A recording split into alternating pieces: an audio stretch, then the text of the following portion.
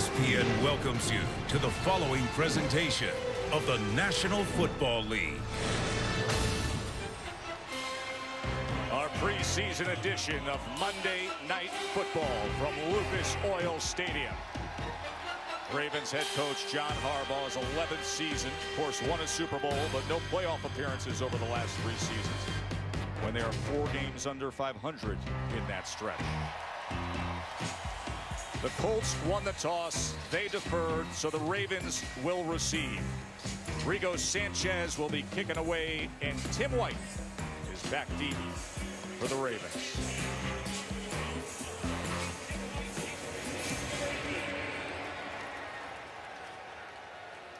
And here is White on the return,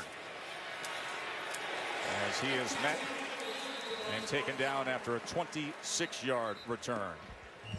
So let's say hello to Joe Flacco in his 11th season. And you talk to anybody around the Ravens the past month, and they'll tell you what he's looked like Eric Weddle, the defensive back, who says, guys, I'm telling you right now, Flacco's going to have himself a career year. Yeah, he's had an impressive camp.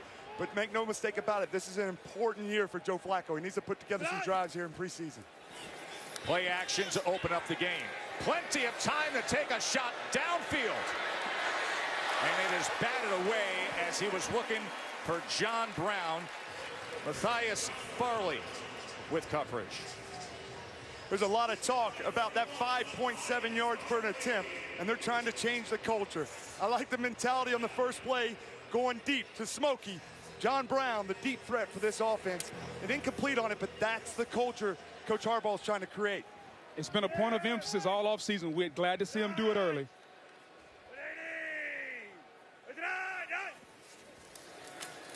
Here's Buck Allen on the stretch play to the outside. Very well blocked as he goes ahead for 9 yards. You see Hurst on a nice block setting the edge. You know, he comes here as a pass receiving tight end out of South Carolina. That's a really good job by him, securing the edge on the zone scheme. Just getting enough of him, creating a lane. Ball came loose as he was trying to hand off to Buck Allen on 3rd and 1. And he recovers it at the line of scrimmage. You know, that's one of the things offenses are doing now in the NFL, and you see the Ravens try to do it there. Speed the tempo up. Get your quarterback in rhythm early. I think it's smart by the Ravens, especially when you have a quarterback that struggled the last couple of years like Flacco. Yeah, Harbaugh talks about he works these situational football, these things a lot. When they get a big play, let's capitalize it. These mistakes are what they want to avoid. Yep. So Sam Cook, who has every punt in the bag, on to hit it away to Nyheim Hines, the speedy rookie, and the directional punt doesn't give Hines a chance.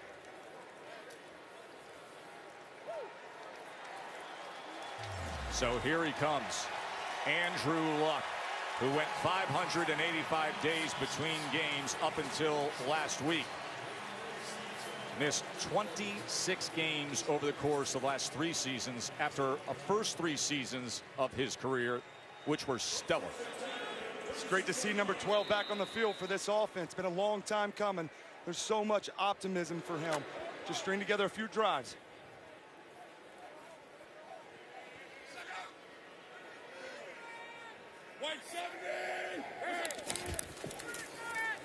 Michael will get the carry to open up the game as he dives ahead for game 4.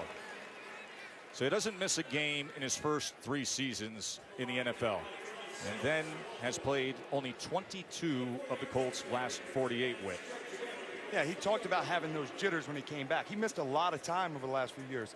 And last year, he said he hit rock bottom. I think he has a new appreciation for the game and being the leader of this franchise. I want to ask both of you about that process that he went through, because it was fascinating to talk to him. 2nd and 6.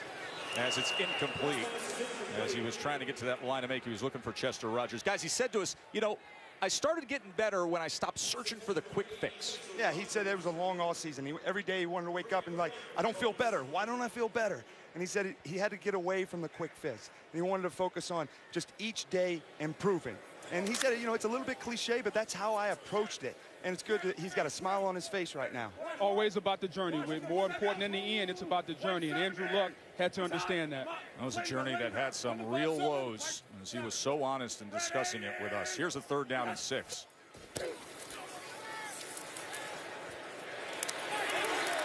pass batted away by Young in his 3rd season out of Temple. So a 3-and-out for Andrew Luck and the Colts offense. We knew they were going to try to get out the ball out quickly, find some rhythm for him, control the line of scrimmage, get that run game established. He's got to convert on 3rd down, just a little bit more separation. That wasn't a bad throw. This Ravens D, though, they get off the field on 3rd down. Really good in their coverage. There's Rigo Sanchez as Tim White's going to set up shop at about the 20. Here is White on the return. Excellent coverage by the Colts, and the ball comes loose. And Indianapolis looks to have it as a flag is down as well.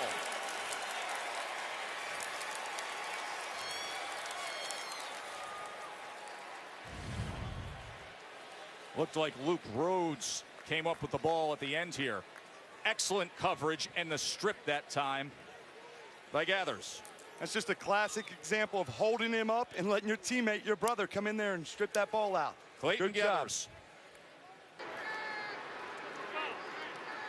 There was no foul on the play. Indianapolis recovered the ball. It'll be their ball, 1st down.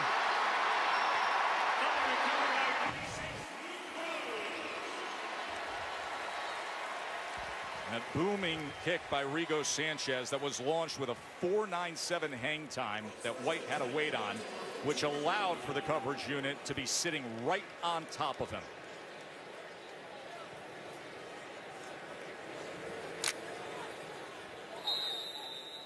So just like that, Andrew Luck back out on the field.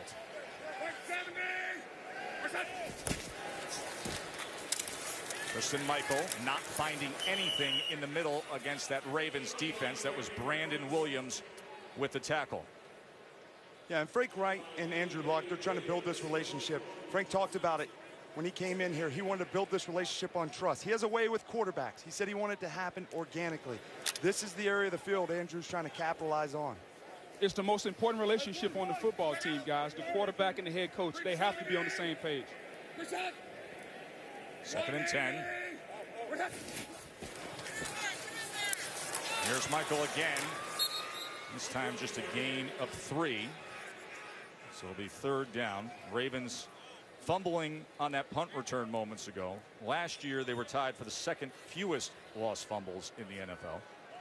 You know, I know it's early in the preseason, but for a team that dropped down in points scored last year, I think it's important for Andrew Luck, his first home game in a long time, to come out, put some points on the board for these fans. Critical 3rd down here early in preseason.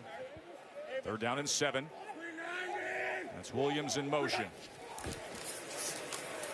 Luck extending to the right, and it's intercepted.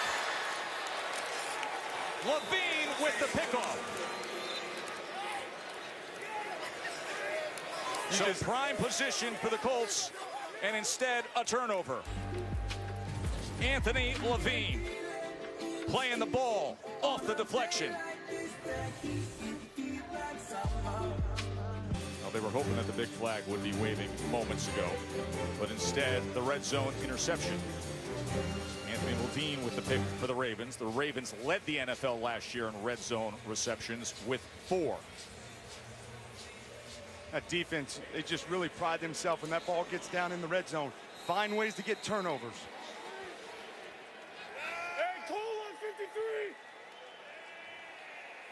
So from the 6-yard line, here's Flacco and the Ravens. And he's able to get it complete for 8 yards to Willie Snead. You know, you take a look at the last play, fellas. Andrew Luck down in the red zone. You got to get points. You can't force it. It's a classic case of the quarterback trying to do too much, but an outstanding play there by Levine Sr. But Luck has to not force the ball in the red zone. He's costing his team points. Got to go back to week 7 of 2015, the last time that Andrew Luck was intercepted in the red zone. Out of action last year. Here's Dixon as he gets pad leverage and a 1st down for Baltimore. He's just trying to force the ball, Andrew was, when he got down there. There was nothing there. Good job extending it. And his receivers got to fight to stay alive. That's one of the things Andrew brings to this offense, is that he can extend plays. Quick over the ball are the Ravens. Empty look as now Kenneth Dixon comes back to flank Joe Flacco. And we have movement up front.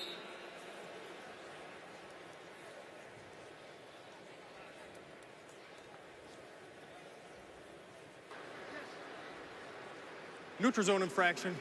Defense, number 95. 5-yard penalty. Still first down.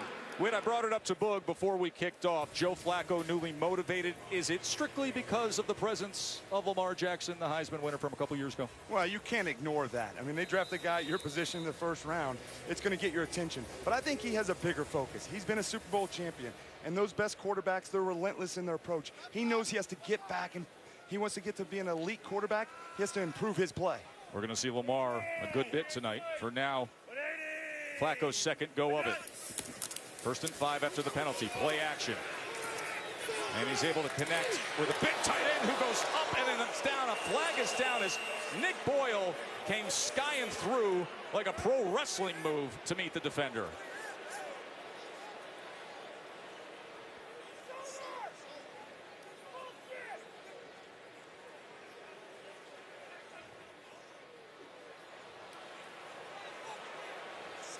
Boyle goes 6'4", 270. Personal foul. Defense initiating contact with the helmet. Number 95. 15-yard penalty. First down. New point of emphasis in the league. Danico Autry flagged.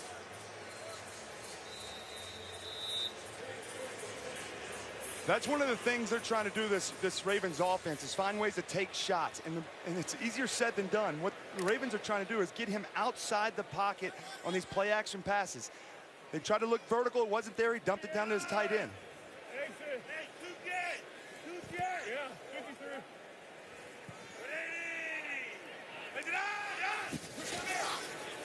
Here's Dixon trying to get around that left side and is able to get ahead for maybe a yard and a half. His helmet comes off at the end of the play.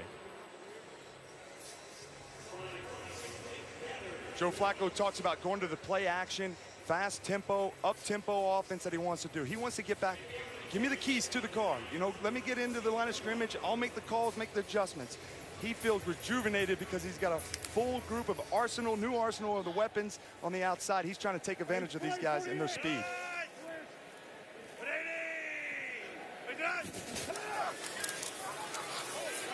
Flacco with time and then checks down to Allen.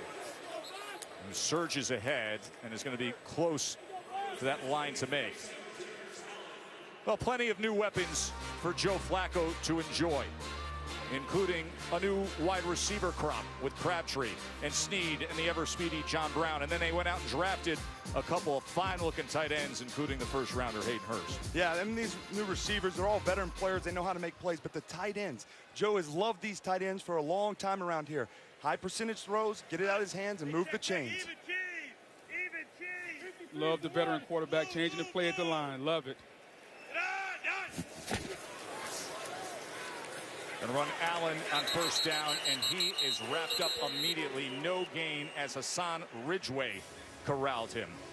And look at this D, this Matt Eberflus, new defensive coordinator. He bases this defense on effort. He wants to get to the ball. You see, they gain tackle. All these guys are rallying to the ball. That's the mentality of this defense.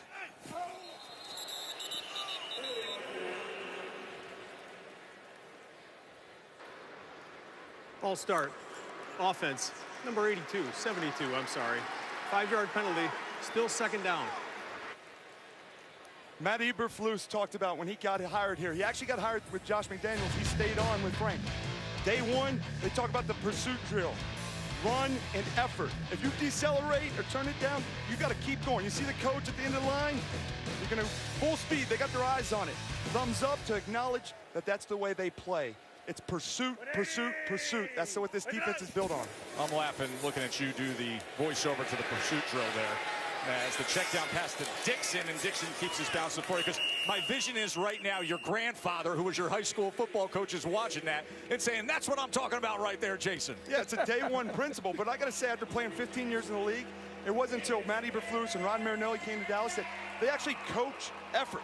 When's the last time somebody coaches effort in the National Football League? They talk about it. Book, you were in this system. You know all about it. Well, having played in this system, not only do they coach effort, they chart loafs. You cannot loaf. It's technique, it's fundamentals. They want everyone running to the footballs. Going to be fun to watch these guys run tonight. Guys, that effort is assumed in the paycheck, but it's nice to see the pursuit drill.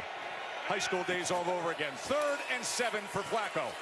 He pumps twice and then unable to keep his balance at midfield. As crashing down was John Simon. John Simon making the move from the 3-4 outside linebacker, putting his hand in the ground and rushing the passer. That's what he's going to do.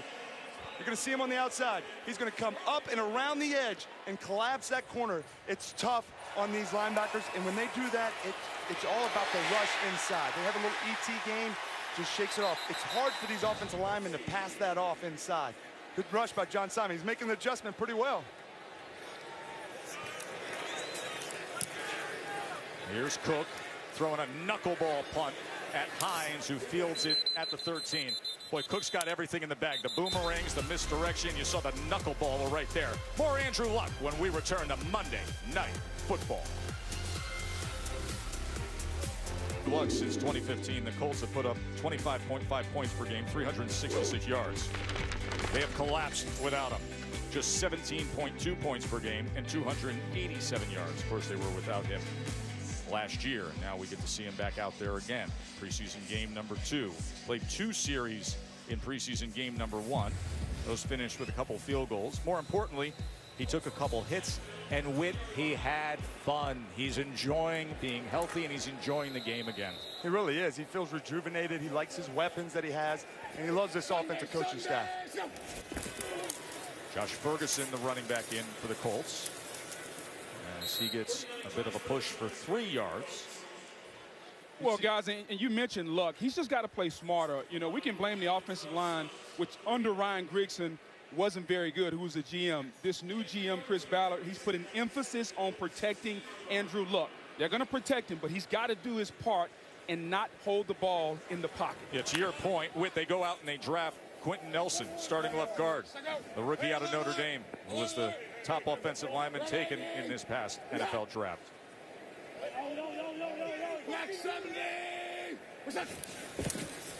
Second and 7. Luck complete for a first down as he finds Jack Doyle, the big tight end. Luck's first completion of the night goes for 16 yards. This is one of the things they love about Quentin Nelson. They're going to pull him and run the play action and get sucked up by the linebackers. One of the best things he did at Notre Dame was pull around the edge. Athletic offensive lineman. That's why they picked him with the 6th pick. Yeah, he's nasty, he's strong, he's physical, but his ability to get on the perimeter and then the play action like you saw there. Red 70. What's up? Ferguson on first down. Tackled for a loss. Good run stopping by big 340-pound Michael Pierce. You know, with Nelson in there, and you think about drafting a guard that high, but also think about the division they're in. Going up against J.J. Watt and Clowney, Jarrell Casey, Calais Campbell, Malik Jackson. I mean, this is a division where you better be sound up front in the offensive line. Yeah, and especially if you want to create your running game attack and build it in the trenches. It's easier said than done. This guy can solidify this offensive line early for him. Nyheim Hines is in the game, split out wide with an empty look for Luck here on 2nd and 12. Luck reaching up and out for it, but beyond Ryan Grant. And Quentin Nelson, the first guard taken in the NFL draft, just a nasty guy. You can put him at left guard, and he should be there for the next 10 or 15 years. Taking Wilkins down inside. Wilkins will be a high pick next year, and Nelson just abused him. But what I love about him is the physicality, the athleticism, all combined in one. It's rare to find a guy that physical and that athletic.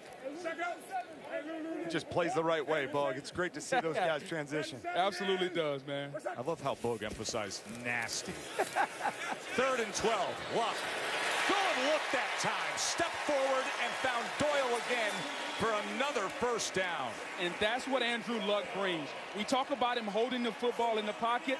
Sometimes when you hold the ball in the pocket, you have to just step up. Andrew Luck dropping back, He sees the pressure coming outside. What do the great ones do? They step up in the pocket and delivers a strike to Doyle. The athleticism paying off. Remember, all the great ones step up in the pocket, not outside. His rookie tackle there, Braden Smith, he got beat a little bit on the inside. Luck said, don't worry about it, young buck. I got you covered. Stepping up inside the pocket's the key, what Luck did there. High formation with Ferguson. They go play action out of it. Luck with time. He finds Ferguson out of the backfield. So 2 receptions to Doyle, and now that toss to Ferguson. He likes Doyle as a nice crutch to lean on. In fact, the last regular season completion for Andrew Luck went to Jack Doyle all the way back in week 17 of 2016 against the Jags. Frank Reich told us he compared his offense to that like of a heavyweight fighter. Jab, jab, jab, then strong right hook. And that's what he does. Run it, run it, run it, get the guards on the edge on a play action down the field. See that knockout I called the Air Night Whip? That was like a Pez dispenser, that knockout in that heavyweight fight. Wasn't that book? Here's Michael as he goes ahead for about 3. Frank Reich told us, he said, we asked him, so what'd you learn from the last time you were offensive coordinator in San Diego? He said, I learned to hold on to the running game. Don't give it away too quick. And he said when he went to Philadelphia, everybody wants to talk about that offense and what they were able to achieve and win that Super Bowl. He goes, but I give Doug Peterson a lot of credit. The reason why we won a Super Bowl is our commitment to the running game. It's that helping hand for the rest of the offense. Here's a 3rd and 3. Christian Michael flanking Andrew Luck in the backfield. Luck looks left, and on the slant, he gets it complete to Chester Rogers for another first down. Love how quick the ball is coming out. Catch, identify the defense, get rid of the football. If he can do this throughout the season, Andrew Luck can stay on the field a lot longer. We've seen both Lucks tonight. We've seen the guy that holds the football, but we've also seen the guy that catches the ball, surveys the defense, knows exactly where he's going, and the ball comes out really, really quick. But watch him read Weddle on the pre-snap, getting back out there. He knew that it was cover 2. Weddle tried to hide it, but Luck saw it pre-snap. Michael on first down. He's met in the backfield and then is able to just go ahead to the line of scrimmage. That was Tim Williams in his 2nd year out of Alabama. Joe, you were talking about Andrew coming back and what joy he's having in this process. And he said, I'm just enjoying going against the defense and seeing the disguise and watch him try to hide these coverages and the chess match that happens between the quarterback and the secondary. All of those little things, he appreciates them now more than he ever did. And with how much in book, how much did he just say, let's be around the guys, just being in the locker room, being on the bus. Just having fun, man. That's what it's about. That was in and out of the hands of Doyle. It was C.J. Mosley who slapped it away. Mosley is one of the real young superstars in the game. 1st round pick out of Alabama who had 132 tackles last year. That middle linebacker is a tough position in that defense. They had a guy that was in that spot for a long time. We just saw him go in the Hall of Fame, Ray Lewis. And Mosley's came in. He can do it all. He can stop the run. He can cover tight ends. He can blitz. He just can play that position really well. So here's a 3rd and 10 for Luck. Converted a couple 3rd downs on this drive. Had the 3rd and 12 to Doyle, the 3rd and 3 to Rogers. Here's 3rd and 10. He's going for the shallow cross, but it was through the hands of Ryan Grant. So they will be punting away from there. Yeah, and that was not on Andrew Luck. They brought a little blitz from Baltimore. Luck saw it. They're playing man-to-man behind it. He made a nice throw there. Receivers just got to catch that football. Ryan Grant has to catch that. Oh, they're gonna go for a long field goal here. Excuse me. Adam Vinatieri, the ageless wonder at 45 years old, will be attempting a 57-yarder. How about a little something for the home crowd for the future Hall of Famer? Why not? My guy. He's still got it. Bag of chips there, boys. Yeah, let me repeat. 45 years old. 2 of his teammates were born after he made his NFL debut. But from 57, put it through, Adam. Well, we've seen that scene through the years with Frank Reich next to Peyton Manning, Philip Rivers. Once as a player backing up Jim Kelly talking on the sidelines, and now it's Reich and Luck. That's a whole lot of football IQ. He loves this guy, Frank Reich does, with Andrew Luck. He talked about he trusts him, and he's going to challenge him. He says he's not only a world-class player, but a world-class human. And so it's good to see them building this relationship inside out. And Frank Reich's done it with some of the best quarterbacks to ever play. significantly the guy that's got that statue out front, this building here, the sheriff. It's about trust, Whit, and I think Andrew Luck trusts Frank Reich, not only with his career, but as a man and the tutelage that he's trying to give him right now.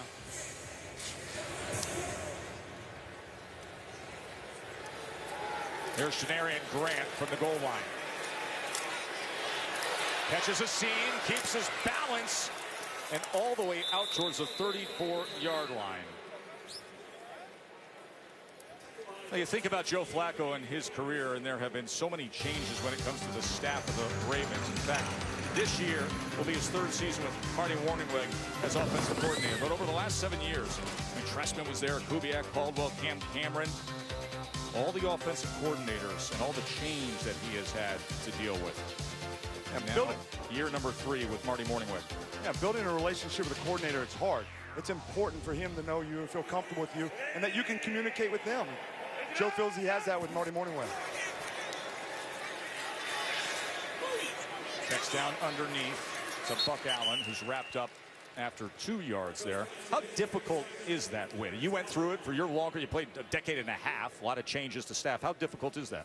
Well, it's really difficult. As I was saying, Joe you want to be comfortable with him. You want to walk in there.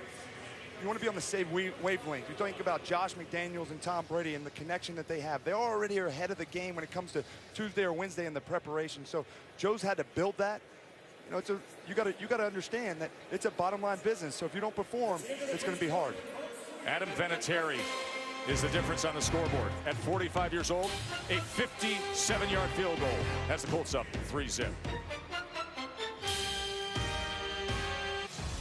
Invite you to play ESPN Fantasy Football. Sign up now at ESPN.com/FFL.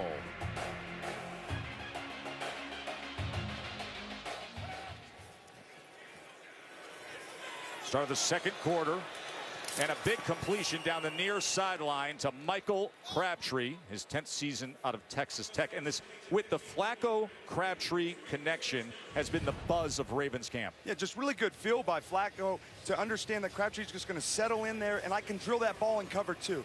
You know, Crabtree talked about he loves having a big physical quarterback that can see him. And so just the awareness not to keep running, to settle down, and he'll find you in that soft zone.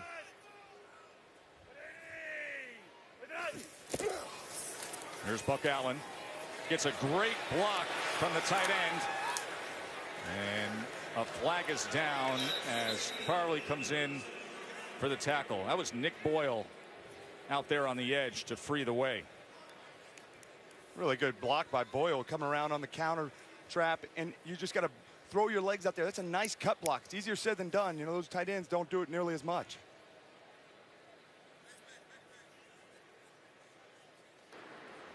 Personal foul, lowering the head to initiate contact. Defense, number 27. Half the distance to the goal line. Automatic first down. So that's the new point of emphasis, the new rule. You know, the NFL is going to assemble an updated video teaching tape that's going to be distributed to game officials, coaches, and players, because there's been such confusion in what should really be simplicity of this new point of emphasis. But that certainly looked like that qualified on the reel that we've seen. And I think that principle, they got it in theory what they want to do. They just need to adjust it so we're all speaking the same language. If a player lowers his head to initiate and make contact with the helmet on an opponent, it is a foul. Kenneth Dixon.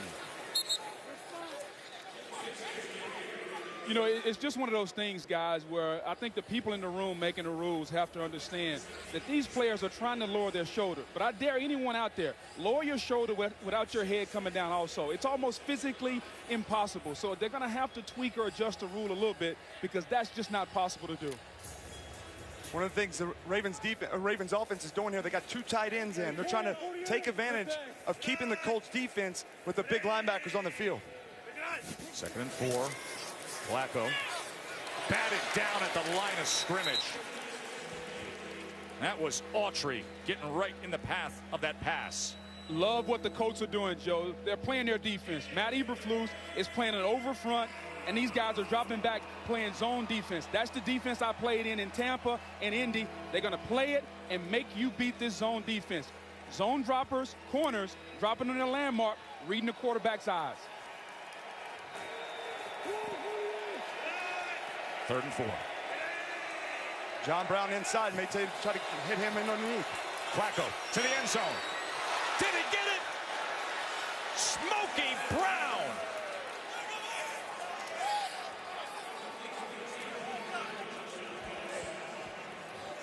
What an effort for the touchdown. John Brown, that's why he was brought here, for that reason, because he understands, has a feel for the slot and knowing how to work it. He didn't get a real clean release, but at the top of the route, he always gives him a chance to make a throw. Really good job getting that foot down. Touchdown. He just proves he's not a deep threat. Everyone thinks that John Brown quit as a guy that's just going to go deep. We talked to everybody in Baltimore. Coach Harbaugh said this guy can do it all. He can run every route on the route tree. But the bottom line is, that matchup of John Brown on the rookie, Sky Moore, the Ravens love that. Joe Flacco saw that pre-snap and was licking his chops. I'd love it too. They have been thrilled with him. He signed a one-year deal, came over from Arizona, and he's betting on himself. He may be cashing a big one at the end of this season, the way he's primed. 7-3 Ravens. 7 of 9, just had the touchdown pass to John Smokey Brown moments ago. You're going to see Joe Flacco. He was tired of hearing about it, so the first play they come out, takes a shot down the field to his new receiver, John Brown. Long foul ball, but I like the mindset. Pull the guard, pull the fullback on the next one. Takes a look at Crabtree down the field. It's covered, I'll check it down, that's okay. And then the red zone, seeing the matchup, John Brown on the linebacker and delivering the ball in tight windows. That's what Joe Flacco came here to do. He's got a mindset to him. Now, there was a question a long time ago, is he elite, is he elite? Now the question is, can Joe Flacco, is he the guy? Is he the guy to lead this organization and be the leader of this football team? I think he answered it there, boys. Nyheim Hines is met at the 20, gets ahead for 3 more yards. Let's check in with Lisa. Hey there. Well, it's Andrew Luck's favorite target, T.Y. Hilton, not playing tonight because of a right shoulder injury. We were at practice on Saturday. We saw him get banged up. He had his pads off. He was icing that arm, had it wrapped in an ace bandage. Frank Reich told reporters later that day that it's a shoulder sprain, but the Colts do not believe it is too serious, but they're keeping him out tonight. Thank you, Lisa. He's now the elder statesman of that wide receiver room. He's been on the same page with Andrew Luck in practice over the course of recent weeks. Not in action tonight. A lot of guys are excited to have Andrew Luck back. Like none more than that guy right there, yeah. T.Y. Hilton. Hey, kill, White 57. White 57. Red 80. There's Kristen Michael. A lot's been made about Andrew Luck and getting rid of the football quick. You take a look at what he's done in the past. Just holding the football. Pat. You can't do that. You have to get the ball out quick.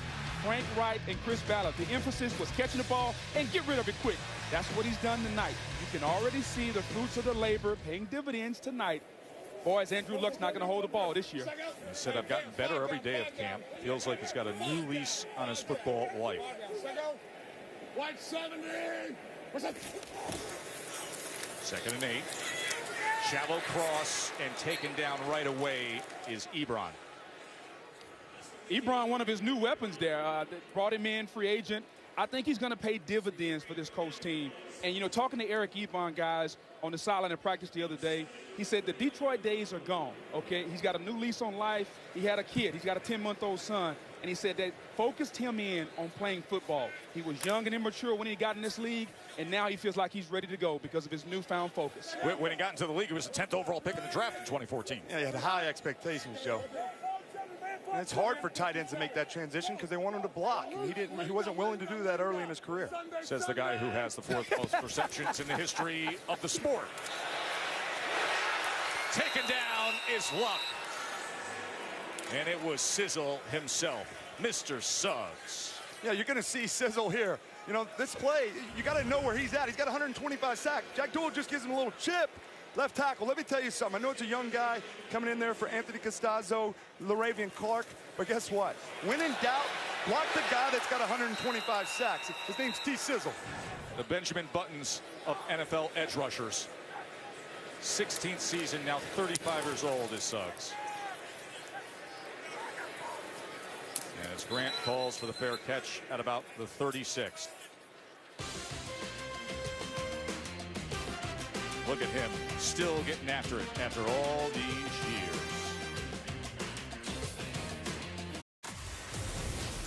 Monday Night Football here in Indy, and there is Lamar Jackson, the 5th quarterback taken in this year's first round. The Ravens traded back into the first round to get him.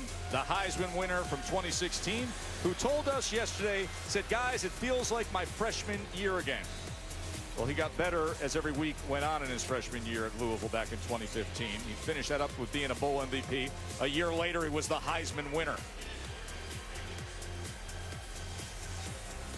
It's a great opportunity for him. Come in early in this game. It's only his, his 3rd game now out of the gate. His focus is on being a pocket passer. We know about his playmaking ability, staying inside the pocket, getting through his reads quickly, and directing the ball where it needs to go.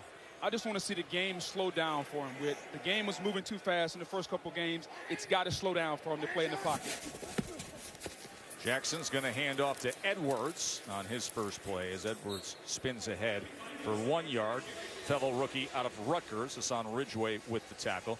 You say it's got to slow down for him. So some describe him as the ultimate playmaker, but is he ready to play? I think it's going to take time for him to play, Joe. I mean, my experience is this, and he's got a great experience on the sideline there with him and RG3. You just cannot take those hits in this league. You got to form yourself and understand you got to be a pocket passer. 2nd and 8, I formation with Edwards there as the tailback, and he will get the work, and he's met. And a loss of 1. Athletically and in terms of the dazzle factor, he can bring it. You saw it at Louisville time and time again, Book. Well, I mean, the guy's a fascinating athlete, but that's the thing they talk about, his playmaking ability, making plays, getting outside. That's the #1 thing you hear. My question is, can he transition and play that in the NFL? Love the jumping over the guy, but in the NFL, you're not going to be able to do that. He's a playmaker. I just wonder when and if he'll be able to play quarterback in this league. And he's got a great opportunity here on 3rd down. They're going empty. Let's see if he can convert one here early. 3rd and 8. Jackson takes a deep drop and then slings it with a wobble to it and incomplete as he was looking for Grant. And that's the concern right there. That wasn't a great route by his receivers, but he's got to deliver that shot. He sees that it's covered 2. There's a soft spot in there. Settle your feet, deliver a strike. Wobbly ball a little bit, not a great route, but he just got to find the area. Throw him open a lot of times. That's what the good quarterbacks do. So he's going to have a lot of time, but I think at the end of the day, to steal a line from our ESPN colleague, Fran Fraschilli, I think he's a year away from being a year away. And it's going to take time, and he's just got to dive in with Marty Morningway.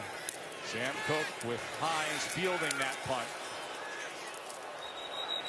The ball came out for a moment there. 42-yard punt, 6-yard return as a flag is down at the end of that return. We're back on Lamar. I just love that his mindset is that he's committed to playing quarterback. You know, I like that approach. He talked all through the draft. He wants to play quarterback. So now he's just got to engage during the return. Illegal block in the back. Return team number 16. 10-yard penalty.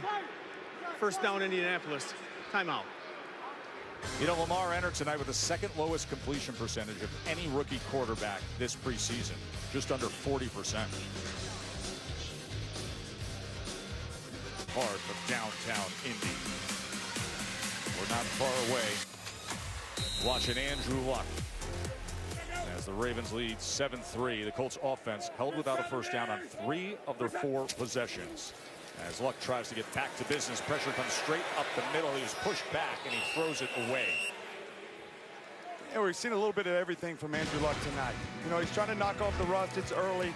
You see here, he's going to extend the play. Nothing's there. It's 3rd down. Just throw it away. Allow Vinatieri to come out there and get you 3 points. Can't throw the picks in the red zone. But then at times, he was able to step up in the pocket and find his tight end. Nice awareness and patience in the pocket.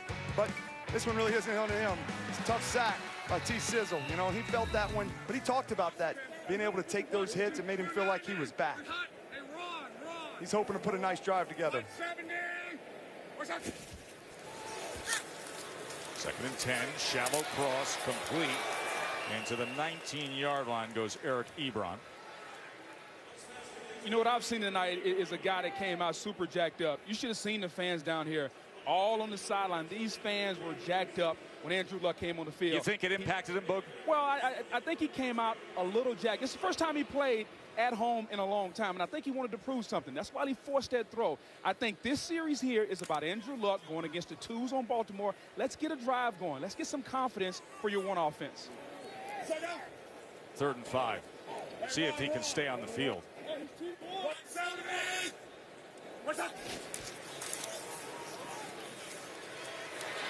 Luck sacked again. There we go once again, guys. Andrew Luck holding the football. Baltimore brought a little pressure on the strong side. Andrew Luck has to recognize it as number 41, Anthony Levine, is coming off the strong side. He's got to get rid of that ball. Now, he can't hold it. That's not on the offensive line. That's not on the receivers. Andrew Luck has to throw that football on time. Good job by Zadarius Smith, his 4th year out of Kentucky. Sanchez from his goal line pops it up and out to the right, as he was trying to play keep away from Grant having a return. So we will get another look at Lamar Jackson after that 31-yard punt, and he will start off with good field position. You know, guys, one of the things that was brought up with Lamar is his emphasis on playing the quarterback position. And I just wonder, can he make a big impact at the quarterback position in this league? I know he's a dynamic playmaker, but we haven't seen the running quarterbacks make a huge impact. I think of Michael Vick and RG3. They just didn't get it done. He said, listen, I played quarterback from youth football, middle school football, high school football, won a Heisman as a quarterback in college. Who's going to tell me no if I'm getting a chance? Out of the pocket and incomplete as he muscled it past the intended target. And that's one of the things they're trying to do with this offense with him. It's a little different. He doesn't have a ton of RPOs, the run-pass option, the zone reads. But this is the things we're mixing up with him. They're going to allow him to get outside on the perimeter. He's going to fake the zone read, and then he's going to get outside on the pocket. And that's what he does so well. He didn't connect on that, but extending plays outside the pocket and trying to use his legs to throw guys open. Willie Snead gave him a chance there. 2nd and 10, going to take a shot downfield. And that was well beyond Jordan Lasley. He had Marty Morningway here as his coach. And, you know, he was at the Eagles when Michael Vick was there. Yep. Had a lot of success with him. They had to change that Andy Reid system a little bit to play to his strengths, the zone reads and some of those things we're talking about, getting them on the perimeter. So they traded up here, but they really like this guy. So just the commitment. He's doing all the right things in the classroom. Now he's just got to take it to the field. This is a critical down. 3rd down in the National Football League. Your quarterback has to make a play. Let's see if Lamar can get his first completion of the night as he's backed all the way up to the 35. And then he will chuck it away. That was Danico Autry going on a nice jog with Lamar Jackson to the other side of the field. Guys, you bring up Michael Vick. When I played in Tampa, Michael Vick was the most dynamic athlete in football. Monty Kiffin would come in our meetings and say, really simple, he's dynamic, we're going to drop 7, play zone defense, and we're going to force him to fit the football in the tight windows. That's the same exact thing this Colts defense is doing to Lamar Jackson. Can he fit the ball and throw the football in rhythm and timing? One of the greats, Justin Tucker, is going to go for a 59-yarder here. His career long is 61. Plenty of distance, but it leaked to the right. More Monday Night Football from Indy when we come back. So Frank Reich is the head coach of the Colts now, but for years, of course, he was the answer to sports bar trivia because he engineered 2 of the greatest comebacks in football history. Like November of '84 when he was the quarterback for Maryland. They were playing Miami. They trailed 31-0. Reich took them to a 42-40 win. And then, of course, the Magic in the '92 AFC wildcard against the Oilers. They were down 35-3, brought them all the way back to win 41-38 in overtime. And that 32-point comeback still stands as the largest in NFL history. He's got a little bit of magic to him. We found that out in the Super Bowl last year with the Eagles with. Yeah, he really does, and we all know those stories, but what was really interesting to see is now this opportunity as head coach, just how much joy he has in leading this team and the toughness that he's bringing. Jacoby Brissett now in at quarterback for the Colts. Jordan Wilkins joins him in the backfield. Play action for Brissett. Look at the time he has, and then eventually he just has to get rid of it as he was being wrapped up. That was Zadarius Smith who was pursuing him. So Jacoby Brissett, third-round pick of the Patriots, came over to the Colts late last year. The starter. And as Frank Reich says, in getting eyes on him, hey, I don't care what you say about a backup. This guy is a top 20 quarterback talent in the league. Boog, you agree with that? I do. He's competing. You know, they didn't win a lot of games, but he played hard. Here's Wilkins. Boog, what do you make of Brissett? Is he a top 20 talent in the league at quarterback? Well, I don't know if he's a top 20 talent test, but I think he's very important to the Colts, especially with Andrew Luck coming off the shoulder injury. I think they believe in Brissett, especially after what happened last year. Think about this. Brissett came in here after the final cuts. He was on the field not even knowing guys' names. He was just calling them, hey, 85, run a better route. And so I think he proved to everyone that he's a veteran guy and he can get the job done. They didn't have name tags for him, Boog? Not at all. Third down and 3. Empty look here. Man motioning back is Rodgers to that slot position. Brissett looks right over the middle and gets it complete to him. And there he goes, Rodgers. Inside the 20 for a Colts first down, 28 yards from Brissett. Yeah, you're going to see Brissett. He just has great patience. He sees the coverage. It's man-to-man, and he throws them open. You know, one of the things we talk about with Brissett is just accurate throws equals yards after the catch. That's what allowed him to do on a little quick slant route, having patience. It's really hard to come in, like you said, at the end of training camp and play starting quarterback. In the red zone, here's Wilkins. You know, it's interesting in reading the Boston Globe, the report that we got in recent days that Seattle, the Seahawks, actually offered a second-round pick for Jacoby Brissett this offseason. Boog, you heard otherwise. Well, I spoke to Chris Ballard on the field before the game, and I just asked him, was that true? He said no. No one has called, specifically Seattle, asking about Jacoby Brissett. They love him here in Indy. They love Andrew Luck first, but they got a really good backup in Brissett. Ballard may love him, but he would have took a second-round pick for him. I can assure you that. 2nd and 2. As Wilkins is going to make it a 1st and goal. The rookie from Ole Miss, who's been looking very good. They've been impressed with his ability to take on this offense.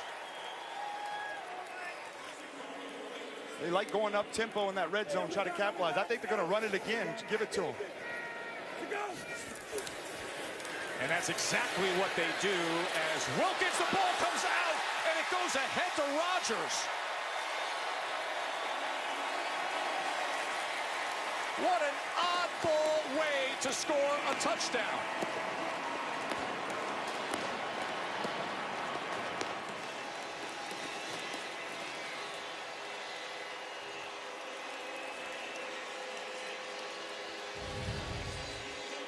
You can see they just went up tempo and ran it again. They were having a tough time stopping them. That ball came out. That was Michael Pierce who forced the fumble, but Chester Rogers was in the right place to secure it. And sometimes it's better to be lucky than good. And Rogers got him down there. Why not allow him to land on that, get that touchdown?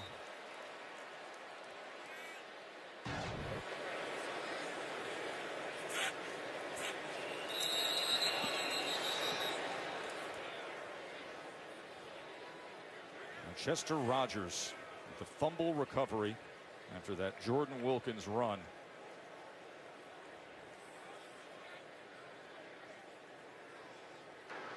Neutral zone infraction. Defense, number 92. 5-yard penalty. Will play the try. Brissett put them in position, had that 28-yard pass downfield, get them into the red zone. And they started working Jordan Wilkins, the rookie from Ole Miss. You can have 7 on the board all you want, but when they see it in film, it's going to be a fumble. Yeah, he's going to be pretty disappointed in that, Boog. I mean, the biggest thing on that, Joe, is that he showed such great signs here in early training camp. You know, being a later pick in this year's draft, the rookie, this is a great opportunity for him. Good runs, just got to hold on to that football, certainly in the red zone. Well, he's a bigger back, guys, especially coming from Ole Miss. He's a guy who can thump it up in there, but he does have quickness to get outside. They've been very impressed with him here. We know Marlon Mack is the guy they want to feature and get the ball to in the running pass, but you got to have that guy in the red zone. The Colts want to take the penalty on the try. By the way, Alex Kemp, our referee, the crew chief here, he's one of 4 first-year referees in the NFL this year. He was a member of Jeff Triplett's crew in recent years, who is our new rules expert after 22 years on the field in the NFL. And this is Alex's first nationally televised duties heading up a crew. The penalty will be enforced on the kickoff. I love Vinatieri out there. He's arguing with the ref. You know, 23 years in, just hit the big field goal. Preseason game number 2. Incredible.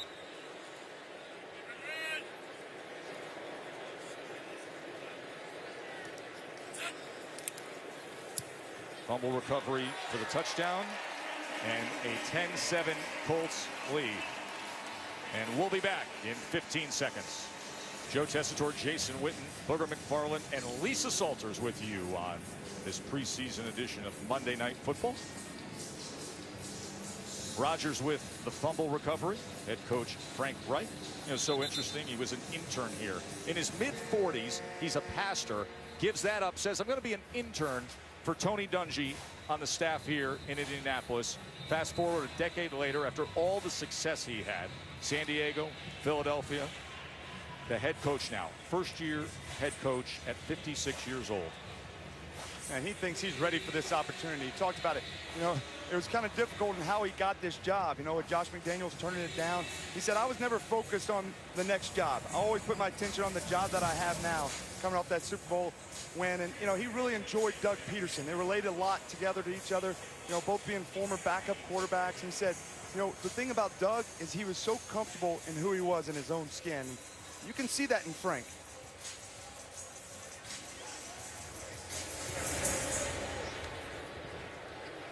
See a short kick at the 10-yard line as White able to field it there. You may see more of that this year with the new kickoff rule, where 8 players on the return team have to be within the first 15 yards, and it takes on more of the look of a punt. It's actually going to create more space, though, Tess. I know everyone's making a big deal. It's going to look like a punt, and it's going to force the receiving team to put smaller guys back there, and it's going to create space. They have some more exciting returns in the National Football League. Witt and Boog, which to that point, and I'll continue this discussion after this play, could impact rosters right now. Because consider this, there's the carry from Dixon. Typically, this time of the year, if you want to make an NFL team, guys, if you're a football, if you're a fullback, if you're a running back, if you're a tight end, there's going to be a place on special teams. Now with the new kickoff rule, more DBs, more running backs. Takes on the look of a punt. You want faster, smaller athletes out there on the. Yeah, it's certainly going to affect the team. You know, John Harbaugh, he's one of the guys that's going to strategize more than anyone. He's got a great kicker. He's going to do that a lot. And so it's going to play out a lot of different ways. Here's Jackson. Of course, dangerous with his feet when he hits the accelerator. Up and over, ball came out. And the Colts look to have it. That was Quincy Wilson, who was right on top of it. Fumble recovery, Colts ball. Love Lamar Jackson and his athleticism, getting out of the pocket. But here's the thing about it. At some point, you can't take these shots. We've seen it with Michael Vick in RG3. That may not be a fumble, but it's the shot, the physicality of taking that hit when you're the franchise quarterback. You can't do it with. Yeah, but should be exactly down by right. contact there, shouldn't he? I think he is down. But regardless, he's got to, as Boog said, he cannot create these plays and take these hits. The previous play is under review.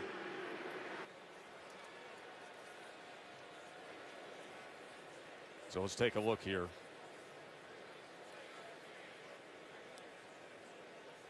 As they're going to review this. Remember, the ruling on the field was a fumble.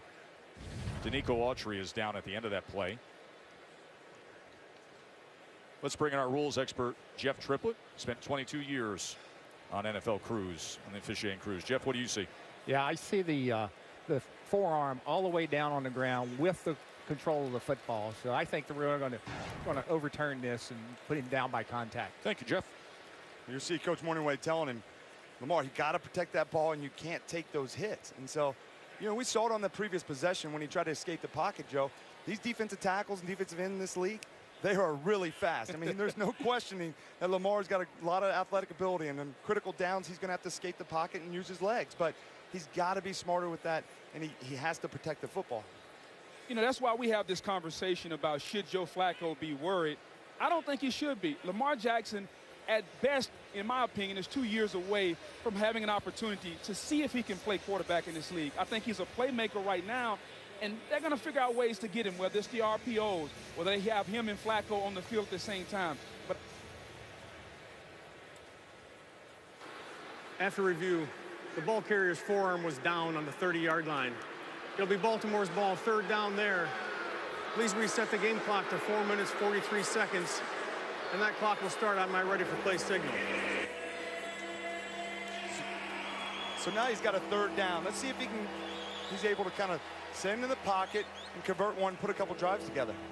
There's Robert Griffin III. You know, you mentioned Joe Flacco shouldn't be worried with Lamar Jackson development. This is the guy who should be celebrating, because now, because of that, there's a chance that RG3, that Rob, could make this team, that they may keep 3 quarterbacks because of where Lamar Jackson is in his development. We will see Robert Griffin III a little later on. Here's 3rd and 5. Sacked. Thundered down that time by Hassan Ridgeway. that's what this defense is built on. We talk about it's a zone defense. Matt Eberflus is built on the front 4. The guys up front rushing. Hassan Ridgeway, nice little inside game between he and the defensive tackle, getting pressure up the middle in the quarterback's face where he cannot step up. But it all works together. You saw the end there. He captured the outside, which Lamar was not able to get outside. He forced him back inside to the pocket, and that's where the sack came. Look at what Cook just did, driving Hines all the way back inside the 15, and then the coverage unit does their job as a flag reins in at the 19-yard line. It was a 64-yard punt from Sam Cook. You talk to Jerry Rossberg and Randy Brown, the special teams and specialist coach for the Ravens, and they will rave about Cook all day long. That is an example of the weaponry he has.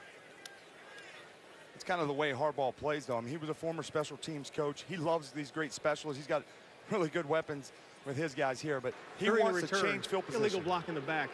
Return team, number 28. 10-yard penalty, first down. Well, that flips the field. The rook, Alex Kemp, getting a lot of reps here tonight, isn't he, Joe? Mm-hmm. Sure is. His first time on national TV. And he's getting a lot of FaceTime. Taking over for our score here, as John Brown had the touchdown reception for Baltimore, and then Indianapolis had a touchdown drive that was led by Jacoby Brissett, but finished with a fumble that was recovered in the end zone by Chester Rogers.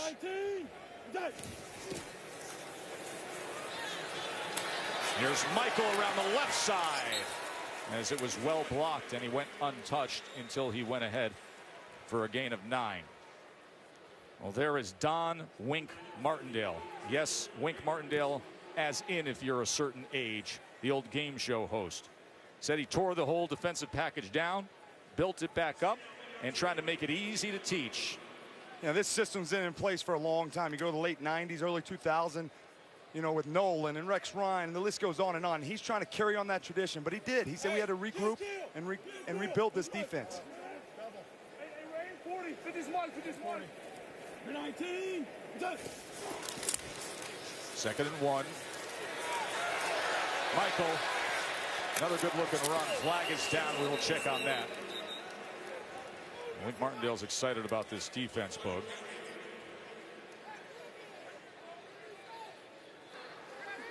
Holding, offense, number 72. 10-yard penalty, still second down. Bug, you look at Wink Martindale, you think you found the lost Ryan brother. He's very close with Rex and company. Hey, he loves him, and he takes a lot of characteristics from him. They're going to be more aggressive here in Baltimore. But the most interesting thing I found out is he says, you know what? I'm going to tear it down and give my veteran guys a little bit more freedom. Terrell Suggs says he's taking the handcuffs off us. You know what? Eric Weddle says, you know what? We're not going to be a blackboard defense anymore. He's going to let his veterans control the play on the field, and I love that as a veteran guy. Second and 10. Yeah, play fast. Put it in the players' hands with. That's exactly right. Brissett just goes underneath that time to Eric Ebron. Ebron's been active. Yeah, Martin does talk about that. He trusts these veteran players. You see their stats, but he said, hey, when you say they can adjust in game, it's all about the strengths of these guys. They know how to play. Mosley and Weddle, they can change covers. And what happens when somebody moves into the slot? We don't want it like that matchup. We can change the coverage. He wants to give them that freedom. And he says what he's seen in that is they take responsibility. It's on them, you know, and he's a charismatic guy. 3rd and 4 as we're closing in on the 2-minute warning here. And he'll hit it. Colts will be facing that 3rd and 4 with Jacoby Brissett. The sizzle. He's sizzling on the other sideline. Look at him shadow boxing. Time with Susie Colbert and the pigskin erudite Louis Riddick. The breakdown of Andrew Luck's first half performance. Interested to hear what Lou says about that. And then all the news and notes with Adam and more, including news that we want to give you about the helmet rule, because there's an NFL meeting Wednesday with the competition committee to examine what they've learned so far in the preseason and potential adjustments they may make. We've had 2 of the new helmet rule penalties so far tonight. Week 1 of the preseason, there were 17 games. We had 25 penalties. Week 2, 16 games in, 26 penalties, including the 2 we've had tonight. 3rd down and 4. Here's Brissett. He's going to tuck, run, pick up the 1st down, and smartly get out of bounds. That's one of the things Brissett does so well. You know, I mean, we saw in the last possession, they had a little bit of a zone read going. He can extend plays and then allow himself to, if it's not there, hey, I can just run and get the 1st down and get out of bounds. He's a big guy. And, you know, they didn't win a lot of games, but I think we lost track of he played pretty well under those circumstances. 3 timeouts remain for Indy. Brissett underneath and wrapped up right away. That was Michael looking for anything he could find, but Chuck Clark was right on him. You talk about him being a veteran quarterback. What I want to see right now, it's a preseason game. It's a 2-minute drill. You're a veteran quarterback. Let's get your offense down the field and get points. Let's see if he can do that, Boog. As the quick out and the quick tackle that time. Once again, finding Ebron and Chuck Clark closing again for another tackle.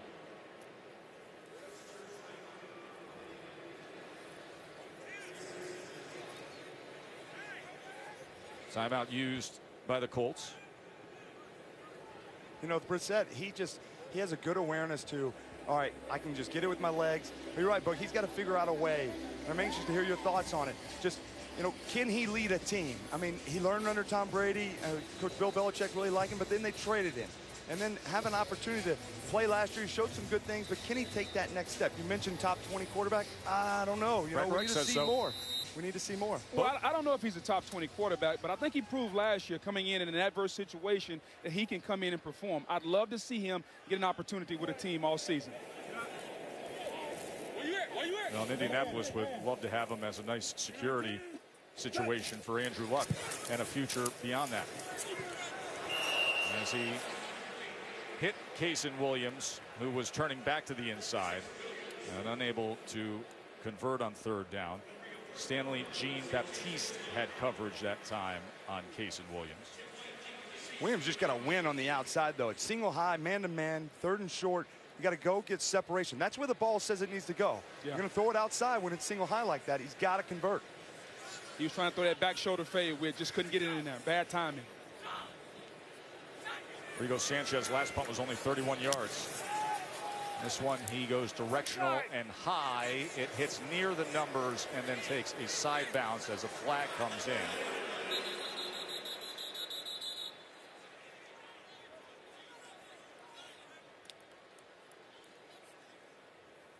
Joe Flacco's night is done for Baltimore. Been watching Lamar Jackson lead the way for the Ravens, and he's yet to complete a pass so far tonight.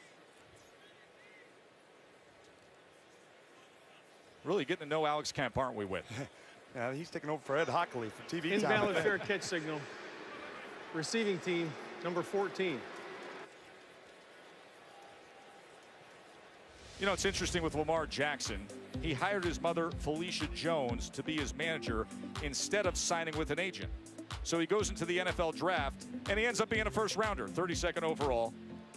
Lamar and his mother worked together on his rookie deal, and Mom did well. 4 years, $9.4 million. He says, listen, it's a slotted deal when you're a rookie anyways. I'll deal with an agent down the road when I really need one with. Yeah, and she's like getting that 3% there. You know, he's got a nice relationship with her. He said everything that he's learned in life is through his mom. It's great to see that relationship they've had. And I know she's watching tonight, her little baby boy on the big show. Seems like a little healthier relationship than the Kardashian momager. First down, there's a completion for Lamar Jackson as he's able to find Kenneth Dixon. That was really good by him, though. This is a great opportunity in a 2-minute. He felt the pressure and just gets it out quick. That's what he has to do. Coach playing a lot of soft zone defense. They're going to give him those underneath throws right now. 2nd and 1. And Dixon will take it ahead out past the 40. 47 seconds remaining.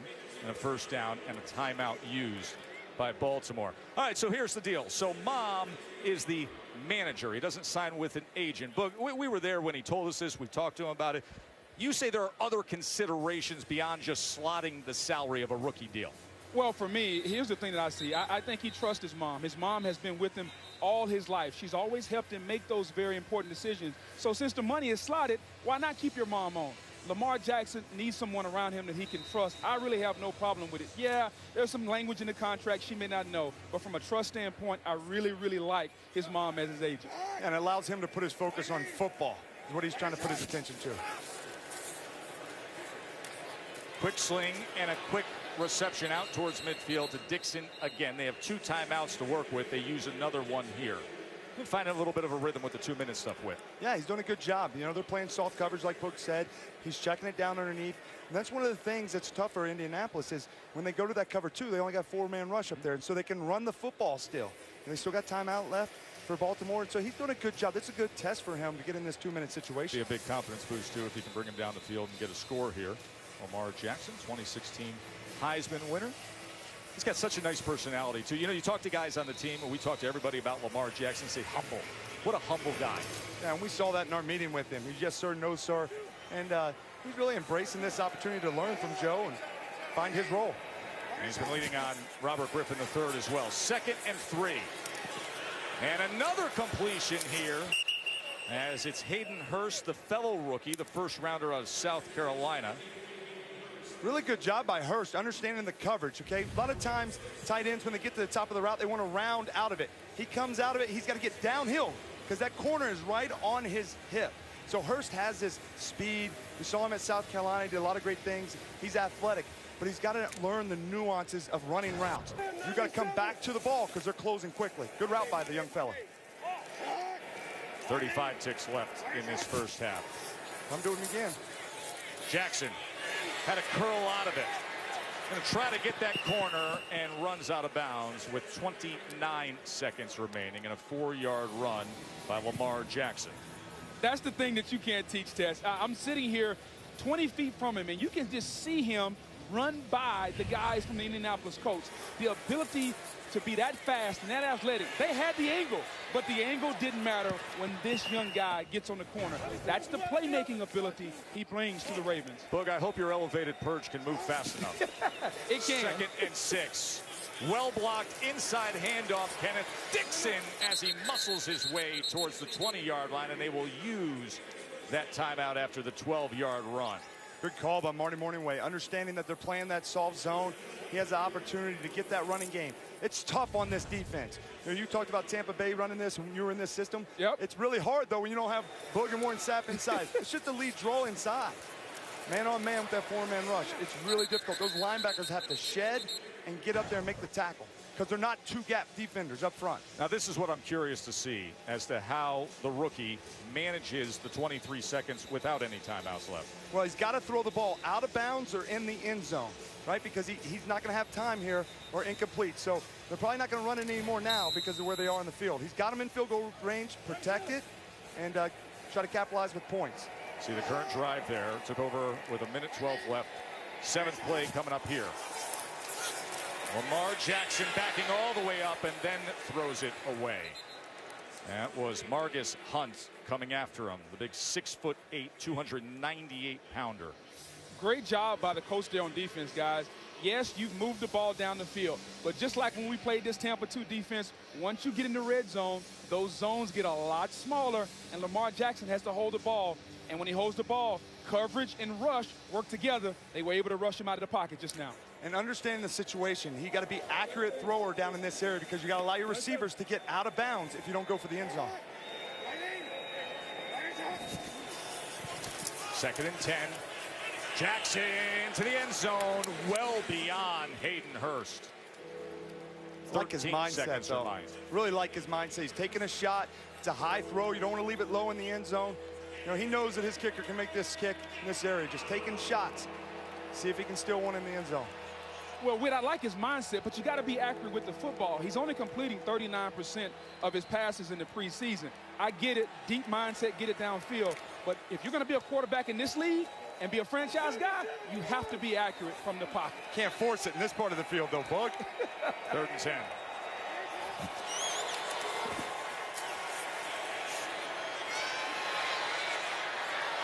Ooh. He was trying to find Chris Moore, floated out of the corner of the end zone as coverage came from Quincy Wilson. It's a good drive for the young fellow, though. He took command of the offense, got him at the line of scrimmage, up-tempo, made this calls, communicated the signals to the receivers on the road. Really good job by him. So it'll be a 38-yard attempt from one of the best in the biz, Justin Tucker. Missed heading in this direction from 59 earlier, and with ease, he ties up this game.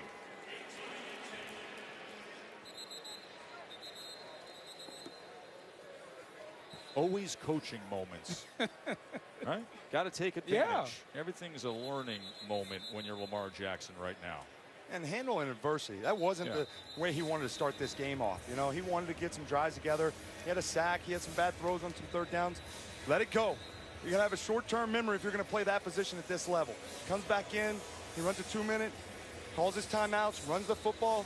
Really good job getting his team an opportunity to score some points. This is our final preseason edition of Monday Night Football, and then the 49th season of Monday Night Football kicks off on September 10th.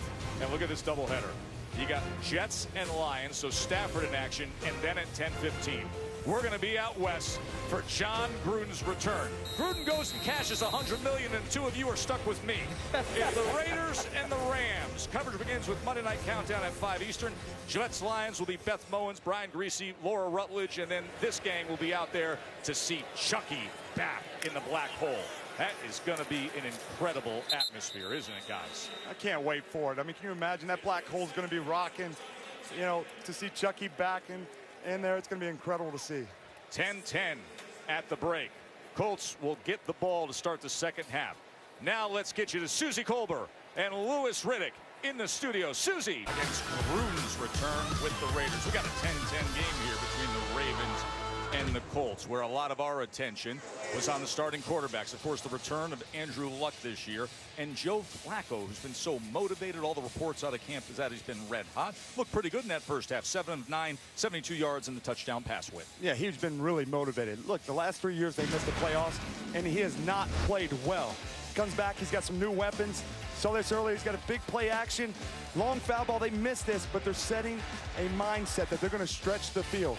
And he's in the pocket. He sees it's cover 2.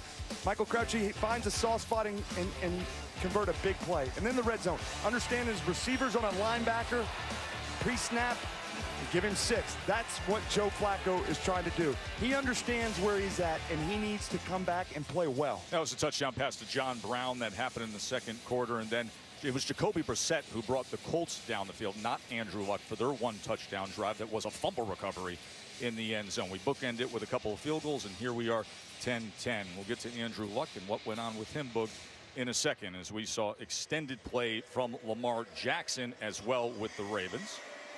And we expect to see Robert Griffin III here in the second half at quarterback for Baltimore at some point.